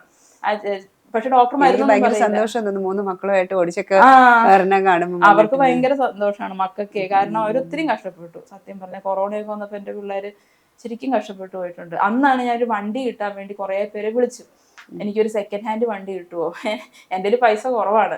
അപ്പോഴും നമ്മൾ ഡ്രീം ബിഗ് ആണല്ലോ. അപ്പം ഞാൻ ഈ 3 പിള്ളേരെ കൊണ്ട് നടക്കണമെങ്കിൽ സെക്കൻഡ് ഹാൻഡ് ഇത് പോരാ, സ്കൂട്ടർ പോരാ, ഒരു കാറ് വേണമല്ലോ. അങ്ങനെ ഇപ്പൊ കാറായി. പിന്നെ പുറത്തിറങ്ങിയപ്പോഴും എനിക്ക് പേടിയായിരുന്നു, ഈ 3 മക്കളെ ഹാൻഡിൽ ചെയ്ത് ജോലിയും കൂടി ഹാൻഡിൽ ചെയ്യാൻ. ഒറ്റയ്ക്ക് കുഞ്ഞുങ്ങൾ 3 പേരുമായിട്ടാണല്ലോ ജീവിക്കുന്നത്. അങ്ങനെയല്ല, നമ്മളെപ്പോഴും അത് പേടിക്കേണ്ട കാര്യമില്ല. സമൂഹം അത് ഒരു മെസ്സേജ് ആയിട്ട് കൊടുക്കണം സിന്ധു. ബാക്കി ഇതേപ്പോ സിന്ധു എന്ന് വെച്ച് കഴിഞ്ഞാൽ മാനസിക നില തെറ്റെന്ന് പറഞ്ഞു, ഭർത്താക്കന്മാർ പീഡനം ഉണ്ടായി, പിന്നെ മതത്തിന്റെ പ്രശ്നങ്ങൾ കൂടുതൽ വരുന്നു, 3 പിള്ളേരുമായി. അപ്പം സിന്ധുവിനെ പോലെ ഉള്ളവരെന്ന് വെച്ച് കഴിഞ്ഞാൽ ബാക്കി നമ്മളെ കേൾക്കുന്നവർക്ക് ഭയങ്കര ഇൻസ്പിറേഷനാണ്. നമ്മൾ ചെറിയ ചെറിയ പ്രശ്നങ്ങളല്ല ഇത്രയും സഫർ ചെയ്ത് വന്നിട്ടുണ്ട്. അപ്പൊ ഒരു മെസ്സേജ് എങ്ങനെ കൊടുക്കാൻ പറ്റും ഇവർക്ക് ഇത് കേട്ടിട്ട്? നിങ്ങൾ മാത്രമല്ല ഒറ്റയ്ക്ക്, നമ്മളെ പോലെ കുറെ പേരുണ്ട്, നമുക്ക് മുന്നോട്ട് ജീവിക്കണം എന്നുള്ളത്. എന്ന് വെച്ച് കഴിഞ്ഞാൽ you are A educated person, ഇപ്പം നല്ല രീതിയിൽ ഏൺ ചെയ്യുന്ന ഒരാളുമാണ്. കുഞ്ഞുങ്ങളുമായിട്ട് വീട്ടിൽ നിന്ന് ഇറങ്ങി വരണം, അല്ലെങ്കിൽ ആ സാഹചര്യത്തിൽ നിന്ന് വിട്ട് ജീവിക്കണം, മാറി വരണം എന്ന് സിന്ധു എപ്പോഴാണ് ചിന്തിച്ചത്? അതിനടുത്ത തീരുമാനങ്ങൾ എന്തൊക്കെയായിരുന്നു? അത് എനിക്ക് ഭ്രാന്താന്ന് പറഞ്ഞപ്പം വെറുതെ നോക്കി നിൽക്കാനേ കുടുംബക്കാർക്ക് പറ്റിയിട്ടുള്ളൂ. അതുപോലെ എൻ്റെ മക്കള് വലുതായി വരുമ്പം അവന്റെ അപ്പനെ പറ്റി നല്ലത് പറയുമ്പോഴൊക്കെ, അല്ലെങ്കിൽ എനിക്ക് വേണ്ടി അവൻ സംസാരിക്കാൻ തുടങ്ങുമ്പോഴൊക്കെ, നിനക്കും അമ്മേനെ പോലെ എന്തോ കുഴപ്പമുണ്ട്, എന്തോ കുഴപ്പമുണ്ടെന്ന് പറയാൻ തുടങ്ങിയായിരുന്നു. അപ്പൊ ഞാൻ തീരുമാനിച്ചതാ എങ്ങനെയായിട്ട് ഇവിടെ നിന്ന് ഇറങ്ങണം. അത് എടിപിടിന്ന് ഇറങ്ങിയതല്ല, കുറച്ചുനാൾ വെയിറ്റ് ചെയ്ത് സാമ്പത്തികമൊക്കെ ശരിയായി എന്ന് തോന്നി. അതുവരെ ഞാൻ മക്കളെ ഇങ്ങനെ പറഞ്ഞ് നമുക്ക് മാറാം, കുഴപ്പമില്ല, ശരിയാവും എന്ന് പറഞ്ഞൊരു ഹോപ്പ് കൊടുത്തു. ഈ മതത്തിന്റെ പിടുത്തം കുഞ്ഞുങ്ങളിലേക്ക് അത് വല്ലാതെ ഉണ്ട്. അവർക്ക് എന്തെങ്കിലും ചെയ്യണമെന്ന് പറഞ്ഞാൽ തന്നെ പറയും, ഇത്ര പ്രാർത്ഥനയ്ക്ക് ഇരിക്കുവോ, ഇത്ര നേരം ഇരിക്കുകയാണെങ്കിൽ, പ്രാർത്ഥിക്കാൻ ഇരിക്കുകയാണെങ്കിൽ, പള്ളിയിൽ പോവുകയാണെങ്കിൽ ഇന്ന കാര്യം ചെയ്തു തരാം. അങ്ങനെയാണ് ആ വീട്ടിലത്തെ ഒരു രീതി. അപ്പൊ ഞാൻ എന്റെ മക്കളെ അത്രയും മതത്തിന്റെ ഒരു ഇതിൽ വളർത്താൻ ആഗ്രഹിക്കുന്നില്ല. ഒന്നാമത്തെ കാര്യം അങ്ങനെ മതത്തിന് അത്രയും പ്രാധാന്യം കൊടുക്കരുത്. എന്റെ ജീവിതത്തിലെ ഏറ്റവും വലിയ പ്രശ്നം പറ്റിയത് ആ മതം. ഒരു മെസ്സേജ് എന്ത് കൊടുക്കാൻ പറ്റും നമുക്ക്, നമ്മളെ കേൾക്കുന്നവർക്ക്, പ്രത്യേകിച്ച് സ്ത്രീകളാവട്ടെ ആര് തന്നെയാണെങ്കിലും ഇപ്പൊ ജീവിതത്തിൽ നിന്ന് കുറെ പാഠങ്ങൾ പഠിച്ചിട്ടാണ് ഇരിക്കുന്നത് സിന്ധു, ഒരു മെസ്സേജ് എങ്ങനെ നമുക്ക് കൊടുക്കാൻ പറ്റും? ഒന്നാമത്തെ കാര്യം ഇപ്പൊ പറഞ്ഞാൽ മതത്തിന് തലയിൽ കയറ്റി വെക്കരുത്. പ്രാർത്ഥന വേണം വേണ്ടെന്നല്ല, ഞങ്ങൾ ഇപ്പോഴും പ്രാർത്ഥിക്കുന്നുണ്ട്. പക്ഷെ മതം പറയുന്ന എല്ലാം ശരിയല്ല. അന്ധമായിട്ട് വിശ്വസിക്കരുത്. എല്ലാ മതത്തെയും ബഹുമാനത്തോടെ കാണാൻ പഠിക്കുക. പിന്നെ രണ്ടാമത്തെ കാര്യം എന്ന് പറഞ്ഞാൽ സൈക്കാട്രിസ്റ്റിനെ കണ്ടു എന്ന് വിചാരിച്ച് ഞാൻ എന്തോ ഭയങ്കര കുഴപ്പക്കാരിയാ, അങ്ങനെ വിചാരിക്കേണ്ട കാര്യമില്ല. അതൊരു സാധാരണ അസുഖം പോലെ തന്നെ ഉള്ളൂ. പക്ഷെ നമ്മൾ ചെല്ലുന്ന സ്ഥലം ശരിയല്ലെങ്കിൽ, അല്ലെങ്കിൽ നമ്മുടെ ഒപ്പം മാനിപ്പുലേറ്റ് ചെയ്യുന്നവരും ഒപ്പം കൂടെ നിൽക്കുന്നവർ തെറ്റിപ്പോയാലും നമുക്ക് ഇത്രയും പ്രശ്നങ്ങൾ. നമ്മൾ സെലക്ട് ചെയ്യുന്ന അല്ലെങ്കിൽ നമ്മൾ കണ്ടുപിടിക്കുന്ന സൈക്യാട്രിസ്റ്റിനെ സംബന്ധിക്കുന്നവന്റെ രണ്ട് കാര്യങ്ങൾ സിന്ധു പറഞ്ഞു. സിന്ധുവിനെ സപ്പോർട്ട് ചെയ്യുന്ന ഒരു ഷൈനി മാമിനെ കുറിച്ച് പറയുന്നുണ്ട്. അതേപോലെ സിന്ധു പറയണ കേൾക്കാതെ ടോർച്ചർ ചെയ്ത മരുന്നുകൾ തന്നെ പറയുന്നുണ്ട്. അപ്പൊ ഇത് നമ്മുടെ സമൂഹത്തിൽ ഇത് രണ്ട് കൂട്ടരും ഉണ്ട്. അപ്പം സൈക്യാട്രിസ്റ്റുകൾ എല്ലാം ചീത്തയാന്ന് ഒരിക്കലും പറയാൻ പാടില്ല. സൈക്യാട്രിസ്റ്റിനെ കാണുന്നതിലും തെറ്റില്ല. നമുക്കൊരു ആവശ്യം വന്നാൽ നമുക്ക് പോയി തുറന്ന് സംസാരിക്കാം, അവർ കേട്ടിരിക്കാൻ റെഡിയാണ്. സൈക്കോളജിസ്റ്റുകൾ ഒത്തിരി എന്നെ സഹായിച്ചിട്ടുണ്ട്. അതുപോലെ സിസ്റ്റേഴ്സും ഒരുപാട് സഹായിച്ചിട്ടുണ്ട്, ഉപദ്രവിച്ചവരും ഉണ്ട്. അപ്പൊ ഇത് രണ്ട് കൂട്ടരും ഉണ്ട്. ഇത് മക്കൾക്കും ഇത് മനസ്സിലാക്കി തന്നെ ഈ സമൂഹത്തിൽ എല്ലാ ടൈപ്പിലുള്ള ആൾക്കാരും ഉണ്ട്. മതം പറഞ്ഞൊന്നും ആരെയും ഒരു മുസ്ലിമാണോ എന്നാൽ അയാൾ ശരിയല്ല, അങ്ങനെ ഒരിക്കലും പറഞ്ഞു പഠിപ്പിക്കരുത്. എല്ലാ മതത്തിലും നന്മയുണ്ട്. സിംഗിൾ പാരന്റിങ് എങ്ങനെയാണ്? സിംഗിൾ പാരന്റിങ് നമ്മുടെ സമൂഹത്തെ ഒട്ടും പേടിക്കണ്ട. എനിക്ക് സത്യം പറഞ്ഞാൽ ഉള്ളിലൊരു പേടിയായിരുന്നു, പുറത്ത് ഇങ്ങനെ മക്കളായിട്ട് ജീവിക്കുമ്പോൾ ആൾക്കാരെന്ത് പറയും. പക്ഷെ ഞങ്ങളിപ്പം പുറത്ത് പിള്ളേരെയും കൊണ്ട് കഴിഞ്ഞ ദിവസം വീഗാലാൻഡിൽ പോയി, അവിടെ റൂം എടുത്ത് താമസിക്കുന്നു. 3 മക്കളുണ്ട്, പൂച്ചക്കുട്ടിയുണ്ട്. പക്ഷെ ആരും ഞങ്ങളെ പറ്റി ഒരു മോശമായിട്ടോ ഒന്നുമില്ല. എല്ലാവരും വെൽക്കം ചെയ്യണം, അമ്മയും മക്കളും അല്ലേ, അങ്ങനെ ഒരു രീതിയിലാണ്. അതായത് നമുക്ക് പറ്റാത്തൊരു സാഹചര്യത്തിൽ പിടിച്ചു നിന്നിട്ട് എന്റെ മക്കളും കൂടി കിടന്ന് നരകിക്കുക, അതിനേക്കാട്ടിൽ എത്രയോ നല്ലത് അവരിപ്പോ ചിരിച്ചുകൊണ്ട് ജീവിക്കുന്നത് കാണാൻ എനിക്ക് പറ്റുന്നുണ്ട്. അതുകൊണ്ട് സമൂഹത്തെ പേടിച്ചിട്ട് നമുക്ക് പറ്റാത്ത സാഹചര്യത്തിൽ പിടിച്ചു നിൽക്കേണ്ട ആവശ്യമില്ല. അതാ വേറെ ഒറ്റ വാക്കിൽ പറയുകയാണെങ്കിൽ സിന്ധുവിന്റെ ജീവിതത്തെ കുറിച്ച് എങ്ങനെ പറയാൻ പറ്റും, അല്ലെങ്കിൽ എന്താണ് സിന്ധുവിനെ ഇതിൽ നിന്ന് നേടിയത്, എന്താക്കി, അങ്ങനെയൊക്കെ നമ്മൾ പറയില്ലേ? ഞാൻ അങ്ങനെ പറഞ്ഞു കഴിഞ്ഞാല് ഇത്രയും പ്രശ്നങ്ങൾ ഉണ്ടായിട്ട് സത്യം പറഞ്ഞാൽ ഇപ്പോഴും എനിക്ക് അവരെ ഒന്നും ഉപദ്രവിക്കണമെന്നോ അവരെ ടോർച്ചർ ചെയ്യണമെന്നോ അല്ലെങ്കിൽ അവരെ ശിക്ഷിക്കണമെന്നോ ഇല്ല. പക്ഷെ നമ്മുടെ സമൂഹത്തിനൊരു അവയർനെസ് വേണം. ഇപ്പൊ എന്റെ മക്കൾക്ക് ഭ്രാന്താന്ന് പറയാൻ തുടങ്ങിയപ്പോഴും നോക്കി നിൽക്കാനേ ബാക്കിയുള്ളവർക്ക് പറ്റുന്നുള്ളൂ എന്ന് പറയുമ്പം അതിനാണ് ശരിക്കും പ്രശ്നം. നീ അങ്ങനെ പറയരുത്, അവർക്ക് പ്രശ്നമില്ല എന്ന് തിരിച്ചു പറയാൻ ആരും ഉണ്ടാവുന്നില്ല, കുടുംബത്തിലാണെങ്കിലും സമൂഹത്തിലാണെങ്കിലും. അത് ഈ അധികാരത്തിന്റെ പേരിലോ അല്ലെങ്കിൽ സമൂഹത്തില് വലിയ ഉയർന്ന സ്ഥലത്ത് നിൽക്കുന്ന ഒരാള് എന്റെ മകൾക്ക് ഭ്രാന്താന്ന് പറയുമ്പോൾ തിരിച്ചൊന്നും ആലോചിക്കാൻ ആരെ കൊണ്ടും പറ്റുന്നില്ല. അത് എന്റെ മക്കൾക്ക് പോലും ഒരു ഭീഷണിയാണ് സത്യം പറഞ്ഞാൽ ഇനി അങ്ങോട്ട്. പിന്നെ ഏറ്റവും പ്രധാനമായിട്ട് പറയാനുള്ളത്, അമ്മമാരെ ആത്മഹത്യ ചെയ്യരുത്. കാരണം നമ്മള് കഷ്ടപ്പാട് കൊണ്ടായിരിക്കും ആത്മഹത്യ ചെയ്യുന്ന ഉറപ്പാണ്. പക്ഷെ അതിൽ നിന്ന് മെല്ലെ പുറത്ത് കിടക്കാൻ നോക്കുക. എന്റെ മോൾ എന്നോട് ഒരിക്കൽ ചോദിച്ചിട്ടുണ്ട്, അമ്മയ്ക്ക് ഈ ഇടയ്ക്ക് ഒരു അമ്മ മരിച്ച ന്യൂസ് കണ്ടു, അപ്പൊ അമ്മയ്ക്ക് എപ്പോഴെങ്കിലും ആത്മഹത്യ ചെയ്യാൻ തോന്നിയിട്ടുണ്ടോ? ഞാൻ പറഞ്ഞു തോന്നിയിട്ടൊക്കെ ഉണ്ട്. അയ്യോ അപ്പൊ ഞങ്ങൾ തന്നെ ചെയ്തേനെ. അപ്പൊ ഞാൻ പറഞ്ഞു നിങ്ങളെ ഓർത്ത് തന്നെ. ഇപ്പൊ എനിക്ക് ആ മക്കളുടെ കരച്ചിൽ കാണുമ്പോൾ എനിക്ക് വിഷമം വരും. ടിവിയിലൊക്കെ ഇങ്ങനെ ഓരോ അമ്മമാര് മരിക്കുന്നത്. ആത്മഹത്യ ഒന്നിനും ഒരു പരിഹാരമല്ല. നമ്മളെ നോക്കി നമ്മുടെ മുഖത്തോട്ട് നോക്കി ജീവിക്കുന്ന മക്കളുണ്ട്, അവര് ചിരിച്ചു കാണാൻ നമ്മളെ കൊണ്ട് പറ്റും. മെല്ലെ മെല്ലെ ആണെങ്കിലും കുറച്ച് ക്ഷമയോടെ കാത്തിരുന്നാൽ നമുക്ക് അതിനുള്ള അവസരങ്ങൾ കിട്ടും. എക്സാക്ട്ലി. എന്തായാലും സിന്ധു ഇത് എന്താ ജീവിതത്തിലെ അനുഭവങ്ങളെല്ലാം നമ്മളുമായിട്ട് ഷെയർ ചെയ്യാൻ കഴിഞ്ഞതിലും നമ്മളടുത്ത് വരാൻ കഴിഞ്ഞതിനും അതിനൊരു അവസരം എന്താ പറയുക ഒരു സമയം കണ്ടെത്തിയതിനും വളരെയേറെ നന്ദിയുണ്ട്. അപ്പോൾ നമുക്ക് ഇനിയും വരാം പുതിയ സിന്ധു അല്ലെങ്കിൽ പുതിയ പുതിയ പുതിയ പേരുകളുമായിട്ട്. The X show. Stay tuned.